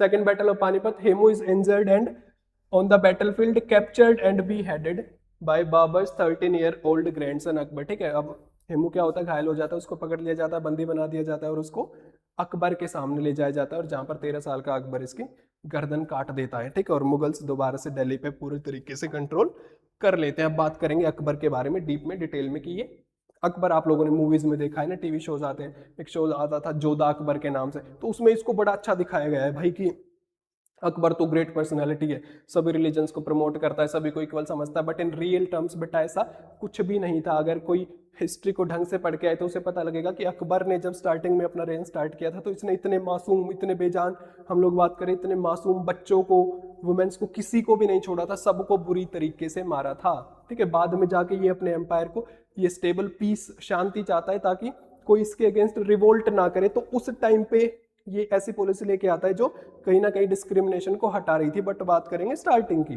ठीक है, declared emperor at the age of 13, सिर्फ 13 साल का था जब इसको एम्परर डिक्लेयर किया गया। गोल क्या था, वॉज एब्सोल्यूट सब कॉन्टिनेंट कंट्रोल, की पूरे सब कॉन्टिनेंट पर ये कंट्रोल करना चाहता था। Followed his predecessors philosophy, a monarch should be ever intent on conquest. अपने प्रीडिसेसर्स यानी अपने ही जो इसके भाई बात करें दादा, पिताजी, परदादा, उन्हीं की ये नीति पे चलता था कि एक एम्परर को हमेशा कॉन्कर करते रहना चाहिए टेरिटरीज को। ठीक है, नहीं तो उसके अगेंस्ट रिवोल्ट होना स्टार्ट हो जाएगा। Siege of Chittorgarh, Chittorgarh fort को सीज कर रहे थे 5 महीने तक, वहां पर उसको घेर के बैठते हैं, अटैक कर रहे हैं, ट्राई कर रहे हैं, नहीं हो पा रहा था, लेकिन फाइनली चित्तौड़गढ़ फोर्ट राजस्थान पे ये कब्जा कर लेते हैं। और उसके बाद जो अकबर है वो क्या लिखवाते हैं, Mughals breach the fort, Akbar ordered the मैसेक्रे of 30,000 civilians. इस फोर्ट पे कब्जा करने के बाद 30,000 सिविलियंस को अकबर मरवा देता है। ठीक है, ये वही अकबर है जिसको हमारी इंडियन हिस्ट्री या शोज में, पिक्चर्स में बड़ा अच्छा दिखाया जाता है, उसी अकबर की बात हो रही है। 30,000 मासूम लोगों को इसने मरवा दिया। Surviving women and children were enslaved, जो बचे हुए बच्चे या विमेन्स थे उनको एनस्लेव्ड, बंदी बना लिया गया। Akbar framed it as victory for Islam, Akbar कहता है कि ये विक्ट्री तो इस्लाम की है। ठीक है, अपने धर्म को प्रमोट कर रहा है वही अकबर जिसको हम लोग बोलते हैं ये तो रिलीजियस टॉलरेंट है। तो ऐसा कुछ भी नहीं था, ये बाद वाली चीजें जो अकबरनामा हम लोग बात करें, अकबर ने ही अपनी हिस्ट्री लिखवाई थी अबुल फजल नाम के एक पर्सन से, उसमें हमें देखने को मिलता है कि अकबर बड़ा अच्छा था, बट इन रियल टर्म्स वो अच्छा नहीं था। अगर हम लोग बात करें जौहर का कंसेप्ट क्या होता है, अब तो मूवीज ने इस कंसेप्ट को बड़ा फेमस कर दिया। ठीक है, मूवीज में आप लोग देखते हैं जब कोई भी बाहर का राजा, हम लोग बात करें बेसिकली ये मुस्लिम रूलर्स, ये जब अटैक करते थे तो भाई अगर कोई राजा हार जाता था तो वहां पर जितनी वुमेन्स होती थी उनको अब्यूज किया जाता था। ठीक है, बेसिकली उनको कोई रिस्पेक्ट नहीं दी जाती थी, उनको हर तरीके से परेशान किया जाता था, उनको अच्छे से ट्रीट नहीं किया जाता था, चाहे वो फिजिकली है, वर्बली है, मेंटली, किसी भी तरीके से, हर तरीके से उनको टॉर्चर किया जाता था। तो इस चीज से बचने के लिए एक जौहर नाम से हमारे यहाँ सिस्टम काम करता था। Invading armies often captured and abused women as slaves. तो राजपूत भाई, राजपूत वुमेन्स क्या करती थी, 100 ऑफ नंबर्स रानी के साथ, उसके साथ रानी के साथ और भी 100 या मोर देन 100 बहुत सारी लेडीज क्या करती थी, आग में, फायर में खुद को झोंक देती थी, यानी जंप कर देती थी, फायर में कूद जाती थी अपने किसको, ऑनर को बचाने के लिए। ठीक है, considered a heroic act of final resistance to avoid capture and preserve honour. ठीक है, कैप्चर से बचने के लिए भाई अपनी जान देती थी, बेसिकली बलिदान दे देती थी। Akbar the strategic shift. अब यहां पे हम लोग देखेंगे कि अकबर को अचानक से ना पता नहीं क्या हुआ, ठीक है, अकबर को अचानक से पता नहीं क्या हुआ, अब उसने सब रिलीजन्स को इक्वल मानना शुरू कर दिया, ठीक है। अब अचानक से ऐसा क्या हो गया भाई, as the empire grew military might was replaced by political strategy and integration. अब इसने क्या किया भाई, पॉलिटिकल स्ट्रेटेजी और इंटीग्रेशन, यानी सभी को इंटीग्रेट करना स्टार्ट किया, यानी अब ये हिंदूज को या अदर रिलीजन के लोगों को पोस्ट भी देंगे अपने, हम लोग बात करें एडमिनिस्ट्रेशन के अंदर। अब हम लोग बात करेंगे पॉलिटिकल इंटीग्रेशन। अब देखेंगे भाई कि कैसे ये राजपूत को वेलकम करने लगा अपने कोर्ट के अंदर। अचानक से वही अकबर जिसने बिना बात 30,000 लोगों को मरवा दिया था, welcome Rajput leaders into his court, formed marriage alliances. और साथ साथ मैरिज अलायंसेस हमें देखने को मिलती है कि बहुत सारे राजपूत के घरानों में हम लोग बात करें राजस्थान या अलग हम लोग बात करें अदर डायनेस्टीज अदर किंगडम्स में, इसके मैरिज अलायंसेस देखने को हमें मिलते हैं, ठीक है, with neighbouring princesses. Religious tolerance की हम लोग बात करें तो ये जजिया टैक्स को हटा देते हैं, ठीक है। अब अकबर क्या करते हैं, रिलीजियस टॉलरेंस के नाम पे जजिया टैक्स, जो हम लोग बात करें सिर्फ हिंदूज या फिर नॉन मुस्लिम लोगों से बेसिकली बात करें लिया जाता था, उस टैक्स को हटा देते थे। प्रमोटेड सुलह इकुल। अब एक नया कंसेप्ट लेके आते हैं सुलह इकुल, जिसको बोला जाता है यूनिवर्सल पीस, ठीक है, यानी शांति, वर्ल्ड में शांति की बात अब ये करेंगे। Peace with all, tolerance for all faiths, यानी सभी रिलीजन्स को टॉलरेट किया जाएगा, पीस, सभी शांति से रहेंगे। तो इस कंसेप्ट को नाम क्या दिया, सुलह ई कुल। Held interfaith dialogues, held interfaith dialogues हमें देखने को मिलते हैं। अब ये क्या कहता है भाई, example inviting Christian jurist to court. अब और अदर रिलीजन, यानी हम लोग बात करें हिंदूज के जो पंडित होते हैं, मुस्लिम्स तो इनके हैं ही खुद के, ठीक है, मौलवी हम लोग बात करें, उसके अलावा हम लोग बात करें तो क्रिश्चियंस को भी ये अपने कोर्ट में बुलाना, इनवाइट करना इस टाइम पे स्टार्ट कर देता है, ठीक है। Appointed Hindu officials to high administrative post, Hindu officials को हाई एडमिनिस्ट्रेटिव पोस्ट अकबर दे देता है, ठीक है। बेसिकली अब कहीं ना कहीं डिस्क्रिमिनेशन को हटाया जा रहा था। Reversal, expressed deep shame over his earlier forced conversion. और जब ये सारी चीजें कर रहा है तो भाई अकबर क्या कहता है कि इसने जो स्टार्टिंग में कन्वर्जन कराए, लोगों को कन्वर्ट किया है इस्लाम के अंदर या लोगों को बिना बात मारा है, वो इसने बहुत ज्यादा गलत किया है। अब ये अपनी गलती को कबूल कर रहा है बेसिकली, ठीक है जी।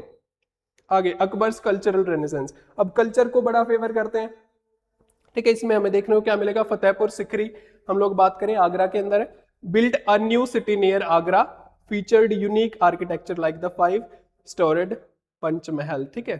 5 मंजिल हम लोग बात करें, अगर सिंपल बात की जाए तो 5 मंजिल महल बनवाते फतेहपुर सिकरी, बेसिकली आगरा के अंदर एक सिटी बनवाते हैं, ये सिटी डेवलप करते हैं। अब इसके अलावा हम लोग बात करेंगे बेटा हाउस ऑफ ट्रांसलेशन। एक हाउस ऑफ ट्रांसलेशन यानी एक ट्रांसलेट करते हैं, अब क्या संस्कृत या हिंदी हम लोग बात करें, उसके अलावा और भी इंडिया की तमिल, तेलुगु, साउथ की लैंग्वेज या हम रीजनल लैंग्वेज में जो इन्हें अच्छी अच्छी चीजें, अच्छी अच्छी किताबें या अच्छे अच्छे टेक्स्ट मिलते हैं, उनको क्या करते हैं, ट्रांसलेट करना स्टार्ट करवाते हैं, ठीक है। Establish to translate major Sanskrit text into Persian to blend the empire's culture, ठीक है। अब इसमें महाभारत को भी ये क्या करते हैं, ट्रांसलेट करते हैं।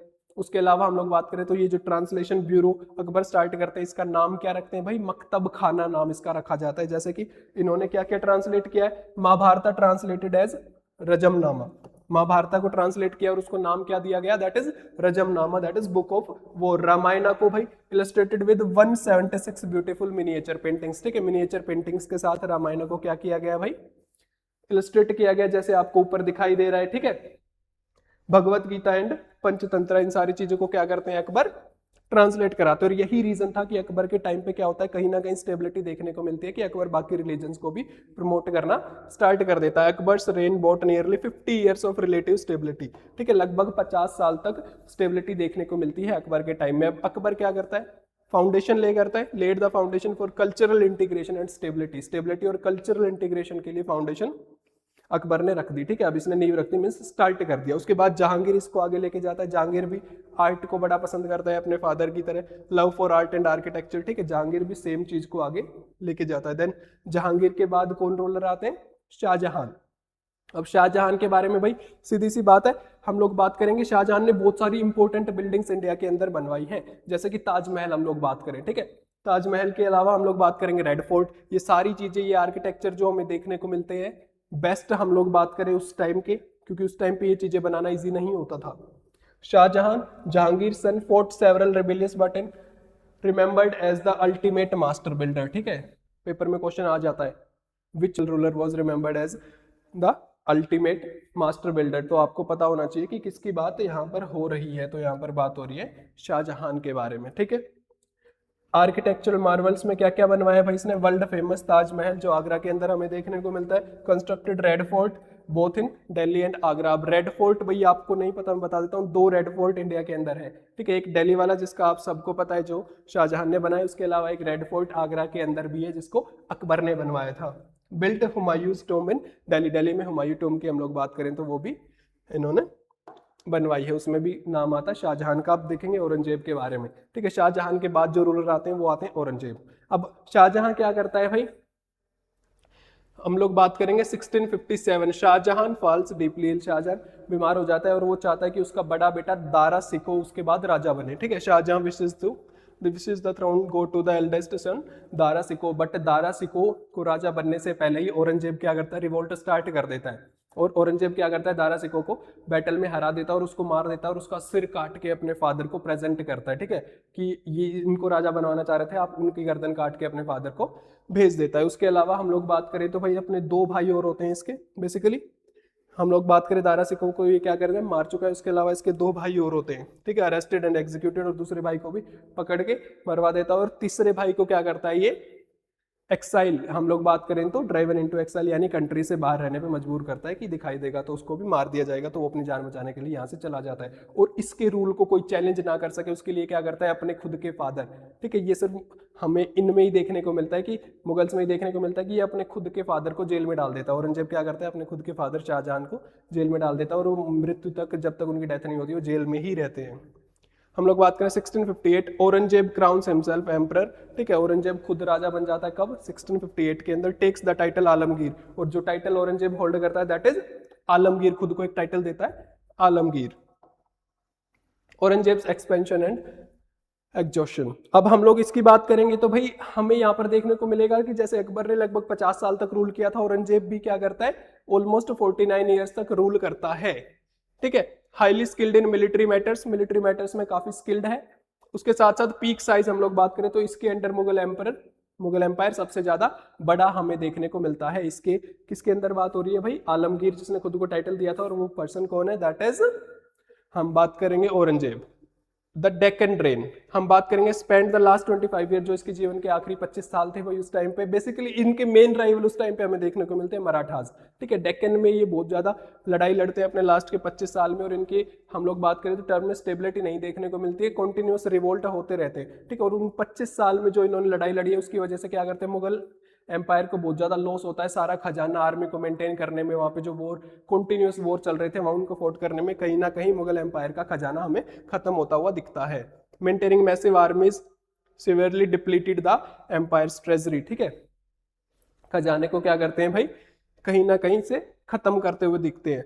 Put a massive strain on Mughal administration, considered a key factor in the rapid decline of Mughal power after his death in 1707। अब 1707 में क्या होता है, इनकी डेथ हो जाती है, और कहीं ना कहीं भाई औरंगजेब के बाद जो रूलर आते हैं वो इतने ज्यादा सक्सेसफुल हमें देखने को नहीं मिलते। उसके पीछे का रीजन क्या है कि औरंगजेब सारी वेल्थ को खत्म करके गया है, ठीक है। लास्ट के 25 साल इतनी लड़ाई लड़ी है इसने, इतने अच्छे अच्छे शौक पाल रखे थे, ऐशो आराम की जिंदगी जी है इन लोगों ने, कि कहीं ना कहीं इनके पास जितना खजाना था उसको सारे को खत्म करने में इसका मेजर रोल हमें देखने को मिलता है, ठीक है जी। अब हम लोग बात करेंगे एवरेज रेन, अगर हम लोग बात करें औरंगजेब तक, कि जब तक औरंगजेब था यानी उससे पहले जो रूलर थे, तो एवरेज रेन बात करें तो 27 साल हमारे सामने आती है, कि एक राजा कम से कम 27 ईयर्स तक तो रूल करता ही था मुगल्स के अंडर।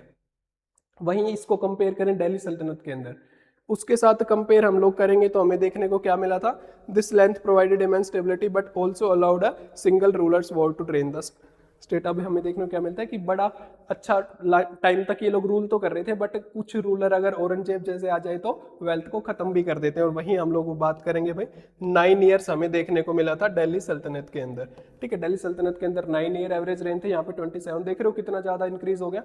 और वहीं अगर हम लोग बात करें कि मुगल एम्पायर की टोटल बात की जाए, ठीक है, कि सारे रूलर्स जब तक एंड नहीं हुआ तो हमें 16 ईयर्स की एवरेज रेंज देखने को मिलती है। औरंगजेब्स रिवर्सल ऑफ टॉलरेंस, ठीक है। अब देखेंगे औरंगजेब ने, जो अकबर ने ये टॉलरेंस को लेके बहुत सारी चीजें चलाई थी, औरंगजेब उन सारी चीजों को रिवर्स कर देता है, यानी जितनी भी चीज उसने स्टार्ट की थी, जो आर्ट आर्किटेक्चर या हम लोग बात करें जो उसने कोर्ट के अंदर म्यूजिक की परफॉर्मेंस स्टार्ट कराई थी, वो सारी चीजों को औरंगजेब क्या करता है, किसी भी तरीके से टॉलरेट नहीं करता और उनको बंद कर देता। डीपली रिलीजियस सुन्नी सेक्ट से बिलोंग करता है, इतना अपने रिलीजन में खोया हुआ कि इसके अपने खुद के रिलीजन के अलावा इसे कोई भी नहीं दिखता है। बहुत सारे राजाओं को ऑफर करता है कि या तो इस्लाम में कन्वर्ट हो जाओ, अदरवाइज हम तुम्हें मार देंगे, ठीक है। बट स्टिल बहुत सारे इंडियन रूलर्स इसकी बात को नहीं मानते और इनफैक्ट बहुत सारे तो मरना पसंद करते हैं, लेकिन इस्लाम में कन्वर्ट नहीं होते हैं भाई। बैंड कल्चर, सबसे पहले हम लोग बात करेंगे कि जो प्रैक्टिस अन इस्लामिक थी, म्यूजिक डांस या कुछ भी है जो अन इस्लामिक है यानी मुस्लिम से अलग है, उसको बैन कर देता था। उसके अलावा जो टैक्स हम लोग बात करें, अकबर ने जजिया टैक्स को हटाया था, उस टैक्स को लागू कर देता है। उसके अलावा हम लोग बात करें तो इसके फरमान, हम लोग बात करें एडिक्ट्स हमें देखने को मिलते हैं, जिसको हिंदी में फरमान बोलते हैं। तो इसने क्या क्या ऑर्डर दिया है अपनी आर्मी को, इसके खुद के लिखे हुए हम लोग उसमें क्या देखते हैं, ordered governors to demolish schools and temples of the infidels, ठीक है। स्कूल्स और टेम्पल्स उन सभी को तोड़ने के लिए, डिस्ट्रक्ट उनको तोड़ फोड़ मचाने के लिए वहां पर ऑर्डर देता है डायरेक्ट अपने मिलिट्री जनरल्स को, ठीक है, या अपने गवर्नर्स को। हम लोग बात करें बेसिकली इसमें क्या आ जाएंगे भाई, हिंदू टेम्पल्स आ जाएंगे, सिखों के गुरुद्वाराज आ जाएंगे, उसके अलावा हम लोग बात करें तो बुद्धिस्ट और जैनिज्म के रिलीजियस प्लेसेस आ जाएंगे। Destroyed major temples at Banaras, कहाँ कहाँ पर बड़े टेम्पल्स को तो इसने तोड़ दिया, हम लोग बात करेंगे Banaras, Mathura and Somnath. Destroyed Jain temples and Sikh gurdwaras हम लोग बात कर चुके हैं। उसके अलावा भाई ये इतना ज्यादा इंटॉलरेंट है अदर रिलीजन्स को लेके, इवन खुद के रिलीजन में भी जो सुन्नी मुस्लिम के अलावा जितने भी अदर सेक्ट के मुस्लिम हैं, उन सभी मुस्लिम्स को भी ये नहीं छोड़ता है, उनको भी परेशान किया जाता है। जैसे हम लोग बात करें जोरस्ट्रेंस पर्सेस की बात यहाँ पर की जा रही है। अब भाई एक सिंथेसिस दे रखा है कि दो राजाओं के बीच में क्या डिफरेंस है, तो सिंपल हम लोग पढ़ते हुए आए हैं कि अकबर ने क्या किया भाई, टैक्स को हटाया, इसने टैक्स को दोबारा लागू कर दिया।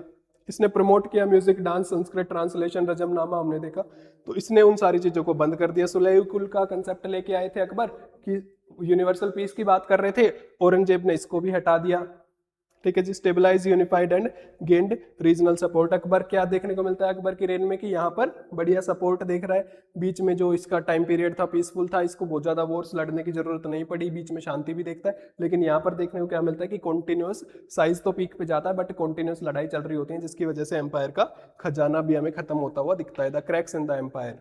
अब ये भाई औरंगजेब फाइनल लेटर लिखता है अपने बच्चों को, जहां पर वो बताता है कि मैंने अपने, जहां पर जो मेरी प्रजा है उनके साथ अच्छा नहीं किया है, ठीक है, मैं अकेले आया था, अकेले जा रहा हूँ, उसमें ऐसी ऐसी बात ये लिखते हैं। अब हम लोग बात करेंगे भाई 17th century.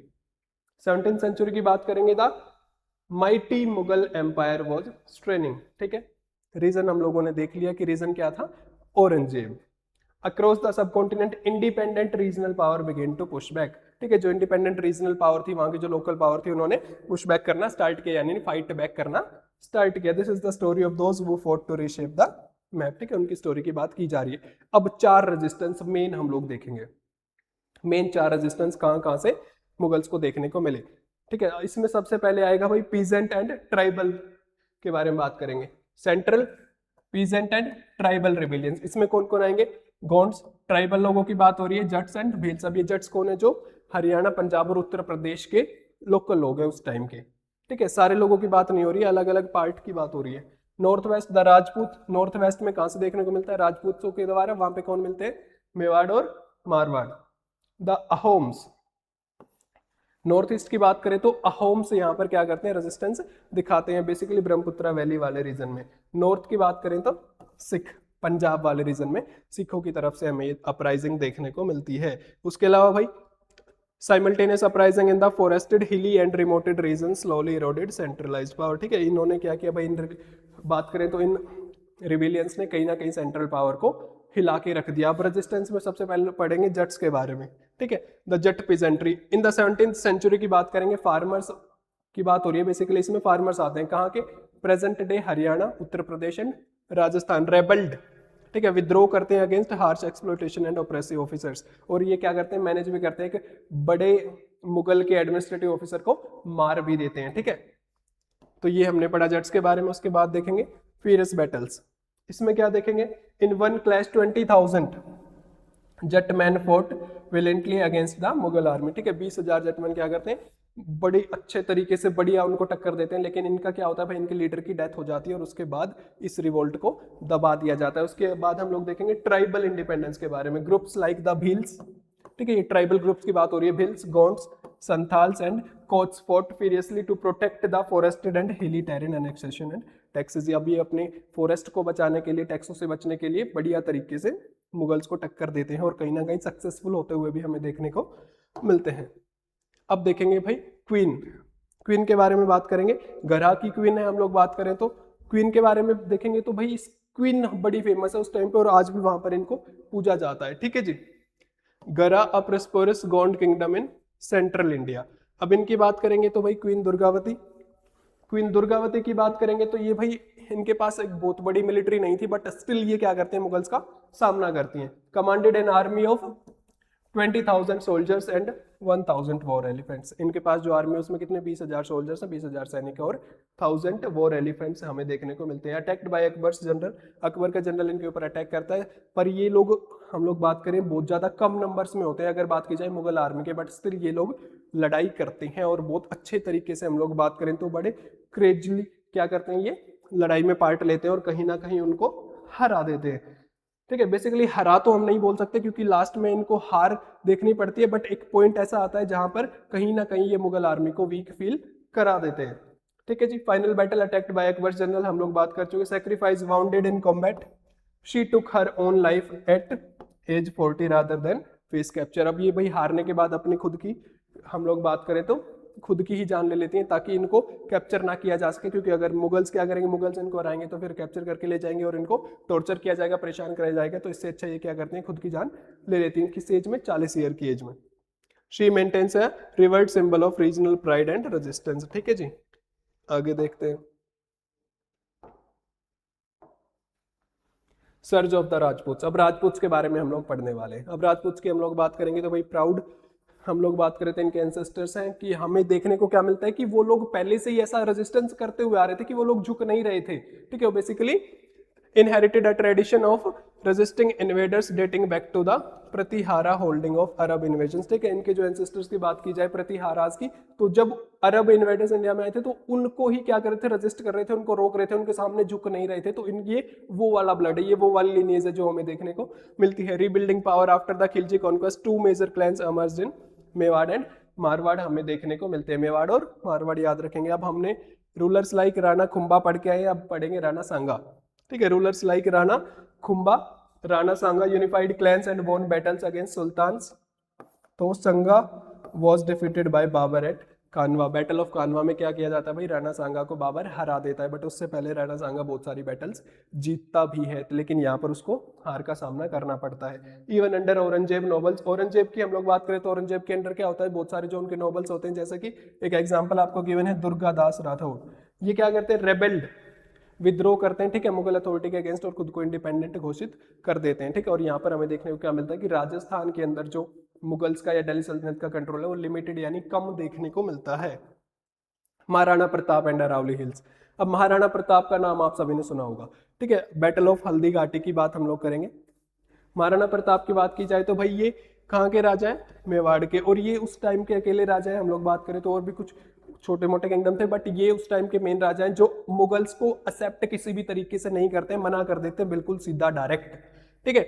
Maharana Pratap inherited a wounded Mewar but flatly refuse to accept Mughal dominance. Mughal dominance को किसी भी हाल में एक्सेप्ट करने से मना कर देते। तो उसके बाद हमें इसका रिजल्ट देखने को मिलता है बैटल ऑफ हल्दी घाटी। अब massive confrontation, outnumbered Pratap escaped into the Aravalli hills to continue the fight. अब यहाँ पर क्या भाई, महाराणा प्रताप को हार का सामना करना पड़ता है और अपनी जान बचाने के लिए अरावली हिल्स में भाग जाते हैं, बचने के लिए बेसिकली, ठीक है। गोरिल्ला वारफेयर, अब उसके बाद ऐसा नहीं है कि वो हार जाते हैं तो उन्होंने आगे ट्राई नहीं किया। अब आगे देखने को मिलता है गोरिल्ला वॉरफेयर, यानी छुप करके। अब जब सामने वाले आर्मी ने कभी सोचा नहीं था, टेरेन की नॉलेज का फायदा उठा के कि जिस पहाड़ी एरिया है, ठीक है, या रिवर के आसपास वाला एरिया है, तो वहां की अगर एनिमी आर्मी को बहुत ज्यादा नॉलेज नहीं है तो ये इस चीज का फायदा उठाते थे और छिप करके किसी भी टाइम उन पे अटैक कर दिया जाता था। Surviving in harsh condition, he used small groups and terrain knowledge to launch surprise attack on larger army, ठीक है। बड़ी आर्मी को हराने के लिए भी हम लोग बात करें तो ये कहीं ना कहीं ये टेक्निक अच्छी देखने को मिलती है। तो बाद में महाराणा प्रताप इसको अडॉप्ट करते हैं, ठीक है। आगे देखेंगे क्रूशियल एलिजा। अब यहाँ पर देखने को मिलेगा कि इनको सपोर्ट मिलेगा किसी का, ठीक है, और वो सपोर्ट किसका मिलेगा, भिल ट्राइब का। The Bhil tribe fought alongside him as archers and expert guides. ठीक है, अब भिल्स इनकी हेल्प करते हैं क्योंकि एक आर्चर तो अच्छे हैं ही, ठीक है, तीरंदाज तो वो लोग अच्छे हैं ही, लेकिन उनको वहां की, क्योंकि वो जंगल में रहने वाले लोग हैं, उस टेरेन की बहुत ज्यादा अच्छी नॉलेज है, और उस नॉलेज का फायदा उठा के वो क्या करते हैं भाई, कहीं ना कहीं मुगल्स को बहुत ज्यादा परेशान करते हैं और गोरिल्ला वॉरफेयर में उनको एंगेज रखते हैं। और इन्होंने इनकी हेल्प की थी, इसलिए हमें देखने को क्या मिलता है, earn them permanent place on the Mewar emblem. ठीक है, ये आपको गिवन है, मेवाड़ एम्बलम ऐसा दिखाई देता है। यहाँ पर आपको क्या देखने को मिलेगा भाई, भिल ट्राइब के लोग आपको देखने को मिलेंगे। ठीक है, वन साइड पे। आगे देखेंगे अहोम्स के बारे में। अहोम्स के बारे में हम लोग पढ़ेंगे तो अहोम्स भाई क्या करते हैं, अहोम्स तो मुगल्स को हरा ही देते हैं सीधा सीधा डायरेक्ट। उनके अगर कंपैरिजन की बात की तो बहुत कम सोल्जर्स उनके पास होते हैं, बट स्टिल वॉर में उनको हरा देते हैं। Masters of the Brahmaputra valley. ठीक है, ब्रह्मपुत्र वैली है जो रिवर का हम आसपास वाला एरिया, वहाँ के ये लोग मास्टर, वहाँ की अच्छी खासी नॉलेज रखते हैं और इस नॉलेज के बेस पे मुगल्स को आगे हराते भी हैं। Migrated from present day Myanmar in the 13th century. 13th century में हम लोग बात करें तो म्यांमार वाले रीजन से माइग्रेट करके ये ब्रह्मपुत्र वैली में आ जाते हैं। Assimilated local culture. ठीक है, यहाँ पे क्या करते हैं, लोकल कल्चर के साथ मिक्स हो जाते हैं, उसको अडॉप्ट करते हैं, उसको जानना शुरू करते हैं। Promoted diverse faiths and built the rich traditions of Assam. ठीक है, डाइवर्स फेथ को प्रमोट करना स्टार्ट करते हैं और असम का जो रिच ट्रेडिशन है उसको डेवलप करना, बिल्ड करना स्टार्ट करते हैं। अब इनके बीच में बैरियर क्या था, दिक्कत क्या थी, परेशानी, दुख दर्द, समस्या क्या थी, वो थी simple, Mughals offered the stiffest resistance to any sultanate or Mughal attempt to expand into India's north east। अब नॉर्थ ईस्ट में ये लोग जब तक बैठे थे किसी भी राजा को वहां पे कब्जा करने ही नहीं दे रहे थे। ठीक है, तो ये हमें अहोम्स के बारे में देखने को मिलता है। अब देखेंगे कि ये अहोम स्टेट था भाई, इसके पीछे का रीजन क्या था कि ये लोग इतने कम होते हुए मुगल्स को हरा रहे हैं, भाई ऐसा क्या कर रहे थे। तो ये एक बहुत अच्छी चीज कर रहे थे, इन्होंने एक सिस्टम चला रखा था, द पैक सिस्टम। अब ये पैक सिस्टम क्या है, जितने भी एबल्ड बॉडी मैन है, यानी जिनकी बॉडी कंप्लीट है, हाथ पैर पूरे हैं, ठीक है, किसी तरीके से की फिजिकल हैंडीकैप्ट नहीं है या कोई दिक्कत नहीं है बॉडी में, तो उन लोगों को ना, उन लोगों के लिए कंपलसरी है, उन सभी को क्या करना पड़ेगा, स्टेट को सर्विस देनी पड़ेगी, स्टेट को सर्विस देनी पड़ेगी। ठीक है जी, तो इससे हमें देखने को क्या मिलता था, citizen able bodied man provide labour और मिलिट्री ड्यूटी, या तो लेबर या मिलिट्री ड्यूटी उनको स्टेट को प्रोवाइड करानी पड़ेगी। अब इससे हेल्प क्या मिलेगी कि स्टेट के अंदर जितने भी लोग हैं, ठीक है, अब उन्होंने कभी ना कभी मिलिट्री ड्यूटी परफॉर्म की है, तो जब जरूरत पड़ेगी राजा को तो उनके पास क्या है भाई, बहुत ज्यादा नंबर्स में हम लोग बात करें सोल्जर्स हो जाएंगे, कि जितने लोग हैं उन सभी को आता है कि वॉरफेयर में कैसे काम किया जाता है। ठीक है, उनको सभी ने मिलिट्री ट्रेनिंग की है, तो इससे हेल्प मिलती है। ये पैक सिस्टम की हेल्प से ही क्या करते हैं ये लोग, बहुत बड़ी आर्मी को भी हराने में कहीं ना कहीं हमें सक्सेसफुल देखने को मिलते हैं। लैंड राइट्स फॉर फार्मिंग, और जब ये लोग ये सर्विसेज परफॉर्म करते थे, इन रिटर्न उन्हें क्या मिलता था, land rights for farming and prosperity. ठीक है, उसके बदले में उनको लैंड राइट्स दिए जाते थे। The brilliant system allowed the home kings to summon a massive army instantly, यानी जब जरूरत पड़ेगी इंस्टेंटली, अचानक से मैसिव आर्मी की जरूरत है, तो जितने भी लोग हैं उन सभी ने मिलिट्री ट्रेनिंग कर रखी है और वो वहां पर होंगे। ठीक है, paying for a permanent expensive and military force, और इनको पे भी नहीं करना पड़ेगा परमानेंट मिलिट्री फोर्स के लिए। ठीक है, और इसी बेस पे ये लोग जीतते हैं, और उसी को हम लोग पढ़ेंगे, the battle of Saraighat 1671। Battle of Saraighat 1671 की हम लोग बात करेंगे तो यहां पर हमें देखने को क्या मिलेगा, Aurangzeb sent a massive force with a huge fleet of river boats briefly capturing the Ahom capital। Aurangzeb Ahom capital को कैप्चर करने के लिए बहुत सारी बोट भेजता है। ठीक है, बेसिकली अब औरंगजेब का तो हम लोग पढ़ के ही आए हैं, काम ही क्या है कि वो बहुत ज्यादा अपने एम्पायर को एक्सपेंड करना चाह रहा है। ठीक है, औरंगजेब ने भेज दी। अब हीरो सामने आते हैं, इनके कमांडर, अहोम्स के कमांडर सामने आते हैं, लचित बोरफुकन। अब ये क्या करते हैं, लेड 10,000 अहोम मैन, सिर्फ 10,000 की बात हो रही है अगेंस्ट लार्ज मुगल आर्मी। ठीक है, इतनी बड़ी मुगल आर्मी के अगेंस्ट सिर्फ 10,000 लोगों की बात हो रही है। Led 10,000 Ahom man to defeat a Mughal force of 30,000। ठीक है, 10,000 अहोम मैन की आर्मी है और ये हरा देते हैं कितने लोगों को, 30,000। 10,000 लोग क्या करते हैं, 30,000 लोगों को हरा देते हैं। ठीक है, मुगल फोर्स थी 30,000 की, उसको ये लोग हरा देते हैं और उसके बाद एनिमी की रिस्पेक्ट भी गेन करते हैं। जो उस टाइम पे मुगल्स के जनरल थे राम सिंह, वो क्या कहते हैं इनके बारे में, every Assamese soldier is expert in rowing boats. ठीक है, बोट चलाने में सारे एक्सपर्ट थे। इन शूटिंग एरोज, सभी तीरंदाज बढ़िया थे, सिर्फ 10,000 होने के बावजूद। In digging trenches and in wielding guns and cannons, I have not seen such specimens of versatility in any other part of India. कहता है कि हमने ऐसी भाई एक्सपर्टाइज तो इंडिया के किसी पार्ट में अभी तक नहीं देखी थी। आगे strategy playbook, geography as a weapon. अब इसमें देखेंगे ज्योग्राफी एज ए वेपन की, बेसिकली आपकी बुक में ये साफ साफ गिवन नहीं है बट समझने में आसानी रहेगी। राजपूत ने अरावली हिल्स का यूज किया, वहीं अहोम्स की बात करें तो उन्होंने ब्रह्मपुत्रा वैली का यूज किया। ठीक है, राजपूत ने कौन से टेक्निक का यूज किया, गोरिल्ला वारफेयर का यूज किया। और वहीं बात करें हम लोग अहोम्स की तो इन्होंने रिवराइन वॉरफेयर का यूज किया क्योंकि इनको उस टेरेन की नॉलेज ज्यादा थी। और हम लोग बात करें राजपूत को, उनको गोरिल्ला वॉरफेयर क्योंकि उनको जंगल की नॉलेज ज्यादा थी। अब एडवांटेज देखने को क्या मिलता है, narrow mountain passes negated the vast number of Mughal cavalry, Rocky terrain provided perfect एम्बियस spots for wheel Archer. ठीक है जी, व्हील आर्चर्स के लिए बढ़िया सपोर्ट देखने को मिलता है। Use the massive river network to bottleneck Mughal boats. ठीक है, इनके पास कौन सा भाई, मैसिव रिवर नेटवर्क देखने को मिलता है। और बेसिकली मेन चीज काम क्या करती है कि नॉलेज, इनको वहां की नॉलेज बहुत ज्यादा है। ठीक है जी, the rise of the Sikhs. अब हम लोग देखेंगे भाई सिखों के बारे में कि सिख जो रिलीजन है उसका राइज कैसे हुआ। अब इसकी फाउंडेशन की बात करेंगे तो 15th सेंचुरी में जाएंगे हम लोग पीछे। ठीक है, the foundation in the 15th century from spiritual roots in the Punjab. अब इसके स्पिरिचुअल रूट्स की बात करें वो कहाँ पर मिलता है, हमें पंजाब में मिलता है। 15th सेंचुरी, नाम इंपॉर्टेंट है, रिस्पेक्टेड पर्सन है, याद रखेंगे, गुरु नानक देव जी। ठीक है, Guru Nanak spread a message of equality. ठीक है, मैसेज स्प्रेड करना स्टार्ट करते हैं, इक्वेलिटी, कंपैशन यानी करुणा, एंड वननेस ऑफ गॉड, एक ओंकार। ठीक है, एक ओंकार हम लोग बात करें, वननेस ऑफ गॉड, ये मैसेज ये देना स्टार्ट करते हैं कौन, गुरु नानक देव जी। किस सेंचुरी में, 15th सेंचुरी में। The Guru Granth Sahib, the sacred text compiled initially by Guru Arjan. ठीक है, इसकी हम लोग बात करें, सेक्रेड टेक्स्ट जो सबसे पहले कंपाइल करते हैं गुरु अर्जन, और उसका नाम क्या है, गुरु ग्रंथ साहिब।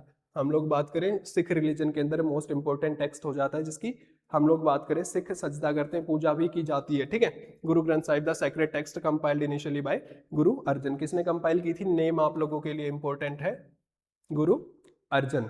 अब कोर वैल्यूज इसमें देखने को क्या मिलती हैं, one god for all, enjoined Sikhs to practise truthfulness, humility and self control. ठीक है, ये सारी चीजें हमें वैल्यूज इसमें देखने को मिलती हैं। इवोल्यूशन ऑफ द रेजिस्टेंस, अब भाई इनकी हम लोग बात करेंगे ना तो यहाँ पर भी ये मुगल्स पीछे नहीं हटे। ठीक है, सिख रिलीजन को भी दबाने में ये लोग किसी भी हद से पीछे नहीं हटे। अब यहाँ पे देखने को क्या मिलता है, phase 1 spiritual movement, Guru Nanak focus on equality and compassion. ठीक है, ये अच्छा फेज था जहाँ पर इक्वालिटी एंड कंपैशन को फोकस किया जाता था। बट उसके बाद आता है फर्स्ट ब्लड। अब सबसे पहले इन लोगों के साथ क्या होता है, एम्परर जहांगीर टॉर्चर्स गुरु अर्जन, वही गुरु अर्जन की बात हो रही है जिसने गुरु ग्रंथ साहिब को कंपाइल किया था, to death for political reason. अब जहांगीर क्या करते हैं भाई, अकबर के बेटे जहांगीर जिनके बारे में हम पढ़ के आए, गुरु अर्जन को टॉर्चर करते हैं और उनको मार देते हैं। उसके पीछे का रीजन क्या है कि इनको लगता है कि गुरु अर्जन जहांगीर के बेटे जो रिबेलियस हम लोग बात करें प्रिंस थे उस टाइम पे, कि जिन्होंने विद्रोह कर रखा था जहांगीर के अगेंस्ट, उसको सपोर्ट कर रहे हैं, ऐसा जहांगीर को लगता है और वो गुरु अर्जन को मार देते हैं। उसके बाद इनके बेटे होते हैं, जो गुरु अर्जन के बेटे होते हैं भाई, यहाँ पे हमें देखने को मिलता है Guru Hargobind introduces military training and forms a Sikh army to defend the faith. अब ये क्या करते हैं, मिलिट्री ट्रेनिंग को इंट्रोड्यूस करते हैं और सिख आर्मी हम लोग बात करें बनाते हैं अपने फेथ को डिफेंड करने के लिए। ये किसके बेटे हैं भाई, गुरु अर्जन के बेटे हैं, गुरु हरगोबिंद। अब इसके बाद हमारे सामने आएगा fourth phase, the ultimate sacrifice, Guru Tegh Bahadur. अब गुरु तेग बहादुर भाई क्या, कश्मीरी पंडित्स को औरंगजेब क्या कर रहा है, बहुत ज्यादा परेशान कर रहा था, तो वो हेल्प लेने के लिए गुरु तेग बहादुर जी के पास आते हैं और वो उनकी हेल्प करते हैं। अब उसके बदले औरंगजेब क्या करता है, औरंगजेब इनको पकड़ लेता है।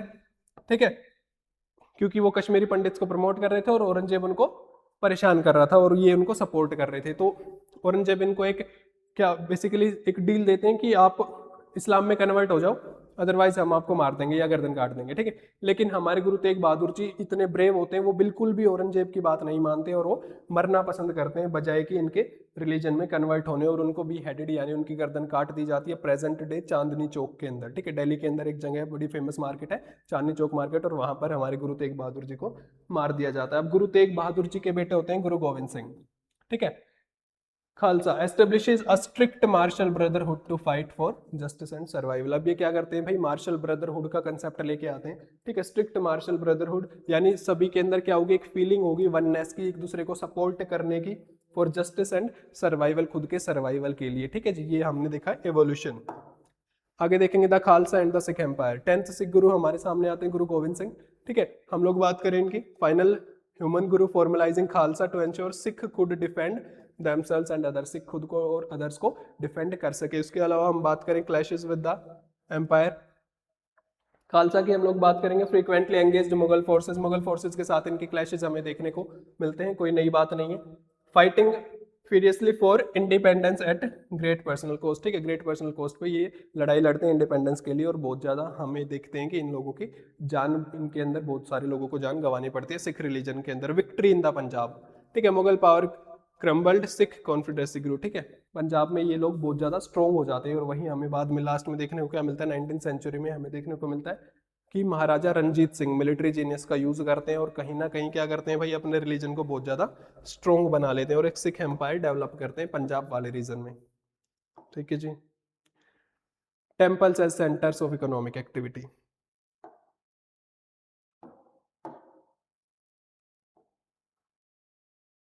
एक सेकेंड, हाँ जी, आगे देखेंगे एडमिनिस्ट्रिंग इंडिया, यानी इंडिया को एडमिनिस्टर कैसे किया जा रहा था उस टाइम पीरियड में। इसमें हम लोग सबसे पहले पढ़ेंगे सल्तनत के बारे में, सल्तनत पीरियड के बारे में, और उसके बाद हम लोग देखेंगे सल्तनत पीरियड के बाद मुगल्स के टाइम पे कैसे एडमिनिस्टर किया जा रहा था, और उसके बाद हम लोग बात करेंगे इकोनॉमिक्स के बारे में। द सल्तनत सिस्टम, अब सल्तनत सिस्टम कैसे काम कर रहा है भाई, सबसे पहली बात सल्तनत सिस्टम काम कैसे कर रहा है। सल्तनत हेल्ड एब्सोल्यूट, अब इसके अंदर क्या होता है भाई, सीधी सी बात आप लोग याद रखेंगे कि सेंटर जो है ना, हर चीज का जो सेंटर है, पावर जो सबसे ज्यादा जिसके पास पावर है वो है सुल्तान, ठीक है, चाहे वो पॉलिटिकल पावर की बात हो, मिलिट्री पावर की बात हो, हर चीज का लीडर, हम लोग दिल्ली सल्तनत की बात कर रहे हैं तो वहां पर होगा sultan held absolute political and military authority assisted by council of minister. अब इसको असिस्ट करने के लिए काउंसिल ऑफ मिनिस्टर भी होते थे। अब इसके अंदर कौन कौन से मिनिस्टर आते हैं जो अलग अलग चीज के लिए क्या होते हैं, रिस्पॉन्सिबल होते हैं, बहुत सारे मिनिस्टर्स भी हमें देखने को मिलते हैं। आगे हमारे पास आएगा इक्ता सिस्टम, ठीक है। अब इक्ता सिस्टम कैसे काम करता है, टेरिटरी असाइन टू नोबल, जो नोबल्स होते हैं ना उनको टेरिटरी, बेसिकली कंफ्यूज नहीं होना, इक्ता हम लोग बात करें तो हम लोग बात करें पीस ऑफ लैंड या टेरिटरी को बोल दिया जाता है, और जिसको वो दी जाती है, ठीक है, जिस भी नोबल को वो दी जाती है उसको इक्तेदार बोल दिया जाता है। अब वो काम क्या करेंगे, वो काम ये करेंगे कि भाई उस पीस ऑफ लैंड, उस टेरिटरी पे जितना भी हम लोग बात करेंगे टैक्स कलेक्ट करना है, वो सारा टैक्स ये लोग कलेक्ट करेंगे, और टैक्स कलेक्ट करने के बाद ये एक आर्मी मेंटेन करेंगे, और उसके अलावा जो बचा हुआ पैसा है वो सारा सुल्तान के पास चला जाएगा। तो इसके लिए एडमिनिस्ट्रेशन इजी हो गया था।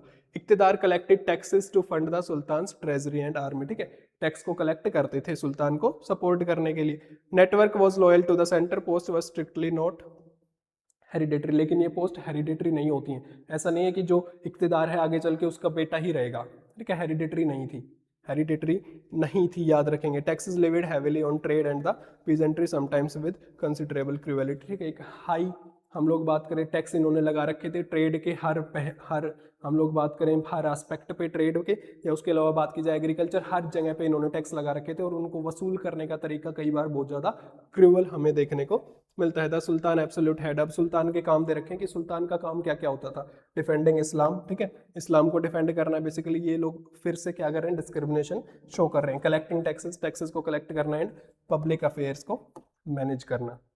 अब आगे हम लोग देखेंगे the Mughal framework.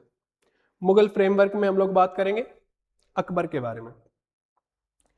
Mughal framework में क्योंकि अकबर सबसे पहले क्या करता है भाई, रीऑर्गेनाइज करता है, चीजों को चेंज करता है, उसमें बहुत सारा बदलाव लेके आता है। Akbar reorganize the administrative machinery for control and efficiency, ठीक है।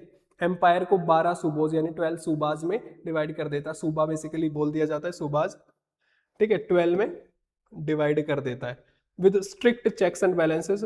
और विलेज का जो सेल्फ गवर्निंग सिस्टम है जिसको आज की डेट में पंचायती राज बोल दिया जाता है, ठीक है, वैसा सिस्टम तब भी काम करता था, और अकबर उसको डिस्टर्ब नहीं करता है, उसको एज इट इज रहने देता है, ठीक है जी। While village self governance continued undisrupted, ठीक है। अब आगे देखेंगे कि भाई कैसे कैसे चीजें डिवाइड कर रखी थी अकबर ने। तो इसमें सबसे पहले जो आप लोगों को याद रखना, दीवान जो फाइनेंस को संभालेगा, या फाइनेंस मिनिस्टर हम लोग बात करें तो वो कौन होगा, दीवान जो फाइनेंस अफेयर्स को संभालेगा। देन मिलिट्री मैटर्स को जो हैंडल करेगा दैट इज मीर बख्शी, नाम याद रखेंगे मिलिट्री अफेयर्स के लिए, मीर बख्शी। देन खान ई समन, खान ई समन क्या करेगा भाई, पब्लिक वर्क, उसके साथ साथ ट्रेड एंड एग्रीकल्चर, जो पब्लिक वर्क होते हैं ट्रेड और एग्रीकल्चर को संभालने के लिए जो मिनिस्टर होगा दैट इज खान ई समन। और लास्ट में हमारे पास आता है सदर, justice, religion and education related matters को जो हैंडल करेगा दैट इज सदर। अब ये चीज आप लोगों को याद रखनी है, ये चारों बेसिकली आप लोग याद रखेंगे, दीवान, मीर बख्शी, खान ई समन एंड सदर के बारे में। आगे देखेंगे ना मनसबदारी सिस्टम। अब मनसबदारी सिस्टम की हम लोग बात करेंगे तो ये मुगल्स ने एक सिस्टम चला रखा था। बेसिकली इसमें क्या कर रखा था भाई, रैंक के बेसिस पे ना, रैंक के बेसिस पे लोगों को मेंटेन रखनी पड़ती थी। एक army troops, elephants, horses, camels अपने पास रखने पड़ते थे। उसकी जितनी बड़ी रैंक उसके पास उतने ज्यादा ही ट्रुप्स, एलिफेंट्स, हॉर्सेस और कैमल्स हमें देखने को मिलते हैं। Mansabdars maintained precise number of troops and animal based on their mansab, ठीक है, अपने रैंक के अकॉर्डिंग उनको ये चीज मेंटेन करके रखनी पड़ती थी। Enabled rapid army assembly without maintaining a permanent centralize force. अब अकबर की बात करें या मुगल एम्परर्स की बात करें, उन्होंने क्या किया भाई, मनसबदार्स बना दिया। वो लोग क्या करेंगे, अपने पास ट्रुप्स रखेंगे, हॉर्सेज, एलिफेंट्स, कैमल्स, इन सारी चीजों को अपने पास रेडी रखेंगे, ठीक है, कि कल को अगर राजा को जरूरत पड़ी, सुल्तान को जरूरत पड़ी, एम्परर को जरूरत पड़ी, तो ये लोग क्या करेंगे, डायरेक्ट उसके पास आर्मी हाजिर हो जाएगी और उसको मेंटेन करेंगे ये लोग। Regular inspection ensured strict complaints, यानी अब इंस्पेक्शन भी किए जाएंगे। ऐसे नहीं है कि वो अपनी आर्मी के अंदर, हो सकता है कि कुछ ऐसे सोल्जर्स हो जो योग्य ही ना हो, ठीक है। उसके अलावा एलिफेंट्स उनके पास इतने ज्यादा, हम लोग बात करें हॉर्सेस, कैमल्स, उनकी ट्रेनिंग ना हो रखी हो, स्किल्ड ना हो, तो उसके लिए क्या किया जाएगा, इंस्पेक्शन किए जाएंगे। Officers were paid via land assignments hence known as jagirdar, इनको भी लैंड असाइनमेंट दी जाती थी, जिनको जागीरदार बोला जाता था, ठीक है। कहीं कहीं कुछ ना कुछ सेम सिस्टम हमें देखने को मिलता है। पेड वाया जागीर लैंड असाइनमेंट, ठीक है। यहाँ पे आप लोग देख सकते हैं मनसबदार कौन होगा, जिसके पास ट्रुप्स, एलिफेंट्स, हॉर्सेस और कैमल्स मेंटेन करने पड़ेंगे, और जिसकी जितनी बड़ी रैंक उसके पास उतने ही ज्यादा नंबर्स में ये चीज होंगी। आगे भाई, demographic and revenue, administration demographic. अब भाई बात की जाए एडमिनिस्ट्रेशन डेमोग्राफिक, यानी अकबर के एडमिनिस्ट्रेशन के अंदर कौन से रिलीजन के लोग सबसे ज्यादा होते थे, यानी पॉपुलेशन में से कौन से रिलीजन। अब बात की जाए non Muslim official only less than 33%, यानी 1/3। अब बेसिकली ये डिस्क्रिमिनेशन तो दिखा ही रहा है ना, कि सिर्फ 1/3 नॉन मुस्लिम होते थे। उसके अलावा non Muslim were kept in minority, ठीक है, माइनॉरिटी में हमें 1/3 लेस देन 33% देखने को मिलते हैं, तो ऑब्वियसली माइनॉरिटी में होंगे। फॉरेन मुस्लिम्स वर generally favoured over Indian Muslim. अब मुस्लिम्स में भी ये लोग नहीं रुक रहे हैं कि मुस्लिम्स के साथ अदर रिलीजन में डिस्क्रिमिनेशन कर दिया ना, मुस्लिम्स के अंदर भी जो फॉरेन हम लोग ओरिजिन के मुस्लिम है या दूसरे देश के जो मुस्लिम है, जैसे अफगान बात करें हम लोग, तो उनको फेवर किया जाता था, उनको अच्छी पोस्ट दी जाती थी। वही जो इंडियन मुस्लिम होते थे, इंडियन ओरिजिन के मुस्लिम होते थे, उनको इतनी बड़ी पोस्ट नहीं दी जाती थी। अब आगे हम लोग देखेंगे रेवेन्यू सिस्टम। अकबर के फाइनेंस मिनिस्टर कौन है, टोडरमल। टोडरमल अकबर के फाइनेंस मिनिस्टर, उन्होंने एक रेवेन्यू सिस्टम लेके आया। वो क्या करते हैं कि उनके एम्पायर के अंदर जितनी भी लैंड है ना, उस सारी का सर्वे करते हैं, सिस्टमेटिक सर्वे करते हैं, उस पर जो क्रॉप उगाई जाती है उसका, और सर्वे करने के बाद क्या करते हैं, एक प्राइस फिक्स करते हैं। अब सर्वे किया, प्राइस फिक्स कर दिया। अब उससे क्या होता है भाई, कि एक चीज फिक्स हो गई कि इतना तो टैक्स स्टेट के पास आएगा ही आएगा, क्योंकि उसके बाद उसने क्या किया, प्राइस फिक्स कर दिया। क्रॉप्स का, सारी चीजों का प्राइस फिक्स हो गया, तो टैक्स का भी प्राइस फिक्स हो गया, कितना टैक्स आएगा। उससे क्या हुआ भाई, एक रेगुलर फ्लो ऑफ रेवेन्यू हमें देखने को मिलता है कि इतना टैक्स तो आएगा ही आएगा, और उसकी वजह से इनका जो स्टेट है बहुत ज्यादा स्ट्रेंथन होता हुआ जाता है। People's lives the ground reality of wealth and labour. अब हम लोग बात करेंगे कि लोगों का जीवन कैसा था, ground reality of wealth and labour. The economic engine. अब एग्रीकल्चर की बात करें तो एग्रीकल्चर भाई उस टाइम पे भी मेन स्टे होता था, यानी एग्रीकल्चर तो सबसे ज्यादा जरूरी होता ही होता था। Land revenue was heavily extracted, ठीक है, लैंड रिवेन्यू बुरी तरीके से लोगों से वसूला जाता था, उसमें 1/5 कई बार हाफ भी आ जाता था, ठीक है, 1/10 भी हमें देखने को मिलता है। Expanded irrigation allowed for multiple food and non food crop. अब इरिगेशन का एक्सपेंड हो रहा था, तो फूड और नॉन फूड दोनों ही क्रॉप क्या हो रही थी भाई, ग्रोथ ज़्यादा हो रही थी पहले के कंपैरिजन में। आर्टिशंस की बात करें तो भाई, आर्टिशंस की बात करें तो हमारे यहाँ कमी नहीं थी, ठीक है, बहुत सारे आर्टिस्ट हमें देखने को मिलते हैं, अलग अलग फील्ड के हमें देखने को मिलते हैं। Decentralise system like श्रेणीज। अब यहाँ पर हमें श्रेणीज, गिल्ड्स देखने को मिलती हैं बेसिकली, ठीक है, ग्रुप ऑफ पीपल बोल दिया जाता है जो किसी पर्टिकुलर ट्रेड नेटवर्क से रिलेटेड होते हैं। उसके अलावा जातीज हमें देखने को मिलती हैं जो प्रोफेशनल कम्युनिटीज होती हैं। उसके अलावा draw thriving artisanal industries and crafts, ठीक है भाई। ट्रेड की हम लोग बात करें तो ट्रेड बहुत ज़्यादा अच्छा होता था उस टाइम पे, सभी प्रोडक्ट्स में ट्रेड किया जाता था। और इंडिया की बात करें तो भाई इंडिया एक्सपोर्ट ज़्यादा करता था और चीज़ों को इंपोर्ट कम करता था। जिन चीज़ों को इंपोर्ट करता था उसमें कुछ मेन चीज़ें आती थी, जैसे कि हम लोग बात करेंगे हॉर्सेस, और उसके अलावा भाई एक्सपोर्ट हम बहुत सारी चीज़ों का कर रहे थे। और वहीं बट स्टिल उस टाइम पे भी हमें फेमाइंस देखने को मिलती हैं, और वो डिपेंड करता है कि कौन सा रूलर कितना अच्छा है या कितनी अपने प्रजा के बारे में सोचता है, कि फेमाइन के टाइम पे वो कितना रिलीफ देता है लोगों को टैक्सेस में। Infrastructure and global trade. Infrastructure and global trade. अब इसमें हम लोग क्या देखेंगे भाई, इंफ्रास्ट्रक्चर एंड ग्लोबल ट्रेड, कहाँ कहाँ से क्या क्या ट्रेड होता था। Significant expansion of roads, bridge, canals peaking under the Mughals, ठीक है, रोड बने भाई, ब्रिज बने, कैनल्स बने। ये स्टार्ट तो दिल्ली सल्तनत के टाइम पर भी हुई थी, बट पीक की बात की जाए कि सबसे ज्यादा कहाँ पर हुई, तो सबसे ज्यादा की बात होगी तो ये मुगल एम्परर जब रूल कर रहे थे इंडिया में, मुगल्स के टाइम पे सबसे ज्यादा पीक पे था। बट स्टार्ट हम लोग बात करें दिल्ली सल्तनत के टाइम पर भी हो गया था। करेंसी की बात करें तो सल्तनत के टाइम पे कौन सी करेंसी यूज होती थी, यूज्ड मिक्स मेटल्स की करेंसी का यूज किया जाता था, बट मुगल्स क्या करते हैं, रुपया, स्टैंडर्डाइज द रुपया, silver and the copper, silver और कॉपर का जो रुपया, ये मुगल्स यहाँ पे लेके आते हैं। उसके अलावा ग्लोबल हब्स की बात करें, हैवी एक्सपोर्ट, सबसे ज्यादा एक्सपोर्ट किन किन चीजों का कर रहे थे, textiles, weapons, ship building, imports of silk, horse's import में हम लोग हॉर्सेज की बात पहले कर चुके हैं, silk, metals and luxury goods. आगे हम लोग देखेंगे कहाँ कहाँ से मर्चेंट्स इंडिया में आ रहे थे, और बहुत सारे तो क्या हुआ था भाई, उन्होंने इंडिया में ही रहना स्टार्ट कर दिया था। Merchants from Arabia, Persia and central Asia settled permanently in Indian port towns, ठीक है, वो परमानेंट ही इंडिया में शिफ्ट हो गए थे। अब एक सिस्टम हमारे सामने आता है, होम सिस्टम। इसमें क्या होता है, बिना कैश का यूज किए, कि इसमें कैश का यूज नहीं हो रहा है और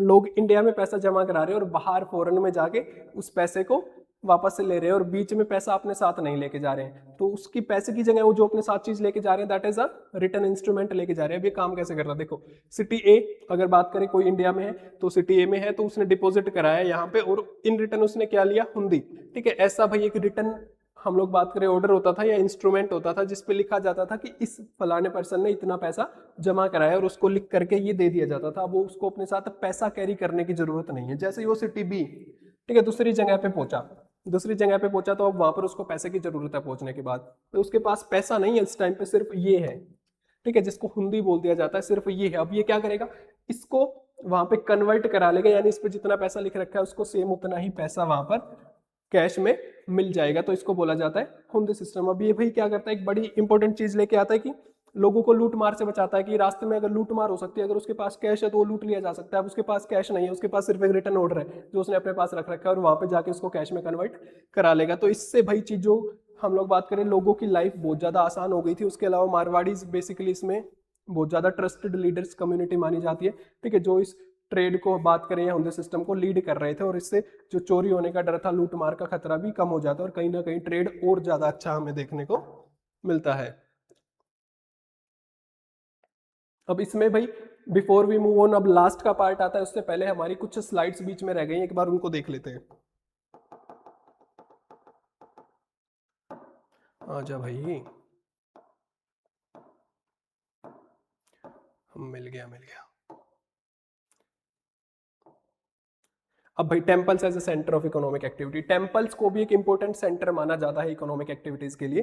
तो आपको याद रखना है कि टेम्पल सिर्फ प्लेस ऑफ वर्शिप नहीं था उस टाइम पे, टेम्पल सिर्फ प्लेस ऑफ वर्शिप नहीं था, उसके अलावा भी बहुत सारे काम में टेम्पल्स का यूज किया जाता था। जैसे कि हम लोग बात करेंगे तो एंशियंट बैंक्स, ठीक है, टेम्पल्स एज एंशियंट बैंक्स भी काम करते थे। एंशियंट बैंक्स कैसे काम करेंगे भाई, provided vital credit to merchants and funded internal and maritime trade, trade को फंड करते थे, उसके अलावा क्रेडिट भी प्रोवाइड कराते थे, ठीक है। जो बिजनेसमैन होते थे उनको अगर क्रेडिट की रिक्वायरमेंट है तो वो भी टेम्पल्स प्रोवाइड कराते थे। उसके साथ साथ और भाई बियॉन्ड वर्शिप, वर्शिप के अलावा थ्राइविंग सेंटर्स फॉर लर्निंग, ठीक है, लर्निंग के लिए वहां पर भाई लोगों को काम भी सिखाया जाता था, बहुत सारी चीजें लोग सीख भी सकते थे, जिसमें क्या क्या आता है, आर्ट, बसलिंग मार्केट्स, ठीक है, म्यूजिक, आर्ट, ये बहुत सारी चीजें वहां पर और भी की जाती थी। ड्राइवन बाय दाना। अब ये टेम्पल काम कैसे करते थे, इनके पास वेल्थ आती कहाँ से थी, तो जितने भी किंग होते थे, इंपॉर्टेंट किंग होते थे, वो क्या करते थे, बहुत ज्यादा पैसा दान करते थे मंदिरों को, टेम्पल्स को बनवाने के लिए। उसके साथ साथ और क्या करते थे भाई, funded by massive land, land भी उनको क्या करती जाती थी, टेम्पल्स को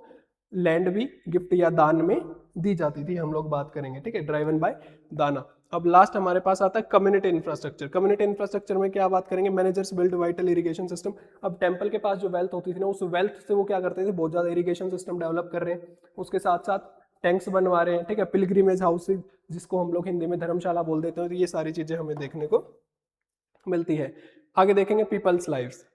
अब लोगों की जिंदगी कैसी थी इसमें, तो भाई इसमें लोगों की जिंदगी की हम लोग बात करें, सिंपल सी बात है, जो एलिट लोग थे, हम लोग बात करके आए, एलिट लोग थे, वो अच्छी जिंदगी जी रहे हैं, अपने शानो शौक से बढ़िया तरीके से जिंदगी जी रहे हैं। बट जो कॉमन लोग हैं उनको कहीं ना कहीं कॉस्ट पे करनी पड़ रही है। कॉमन लोग हैवी टैक्सेस पे कर रहे हैं, साथ साथ उनको लूट मार, उनके पास कोई सेफ्टी नहीं है, उनके पास कोई सिक्योरिटी नहीं है, वॉर, कंटिन्यूस वॉर चल रहे हैं, कभी कोई राजा आ रहा है, कभी कोई राजा आ रहा है, जो भी राजा आ रहा है वो अपने तरीके से उनसे पैसा वसूल कर रहा है। तो कहीं ना कहीं कॉमन लोगों के ऊपर हैवी टैक्सेस बर्डन देखने को मिलता है, और एलाइट कास्ट क्या करती है, वो बड़े अच्छे से अपना जीवन व्यतीत कर रही होती है इस टाइम पीरियड में।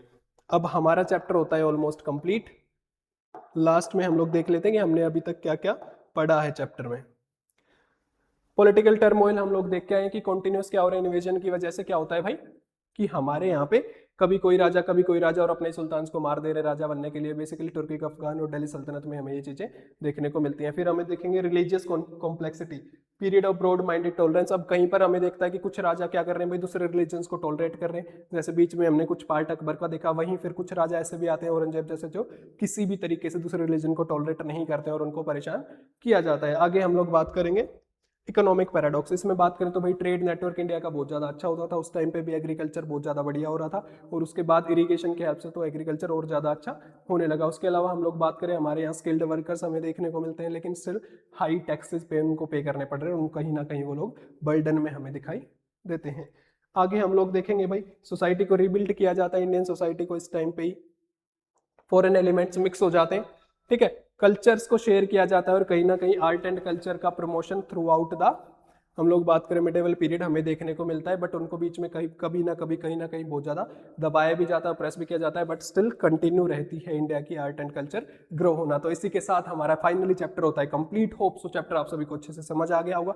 तो अगर आपको वीडियो अच्छी लगी है तो आप वीडियो को लाइक कर देना और प्यारे प्यारे कमेंट करना मत भूलना, और हाँ, चैनल को सब्सक्राइब कर लेना ताकि नेक्स्ट आने वाले वीडियोस की नोटिफिकेशन आपको सबसे पहले मिलते रहें। और इसी के साथ हम लोग बात करेंगे बहुत जल्दी, हम लोग इनकी मान रहे हैं, हम लोग चैप्टर थोड़े से बड़े बड़े हैं, तो इसके साथ हम लोग इसकी रैपिड रिवीजन की सीरीज भी बहुत जल्दी लॉन्च करने वाले हैं। उसके साथ साथ आपको एमसीक्यू के लिए क्वेश्चन प्रैक्टिस की सीरीज हम लोग अलग से लेके आएंगे, ठीक है जी। तो स्टे कनेक्टेड, सब्सक्राइब करना बिल्कुल भी नहीं भूलना है। तो मिलते हैं नेक्स्ट वीडियो में, जब तक के लिए stay happy, stay healthy, bye bye, take care and God bless you all.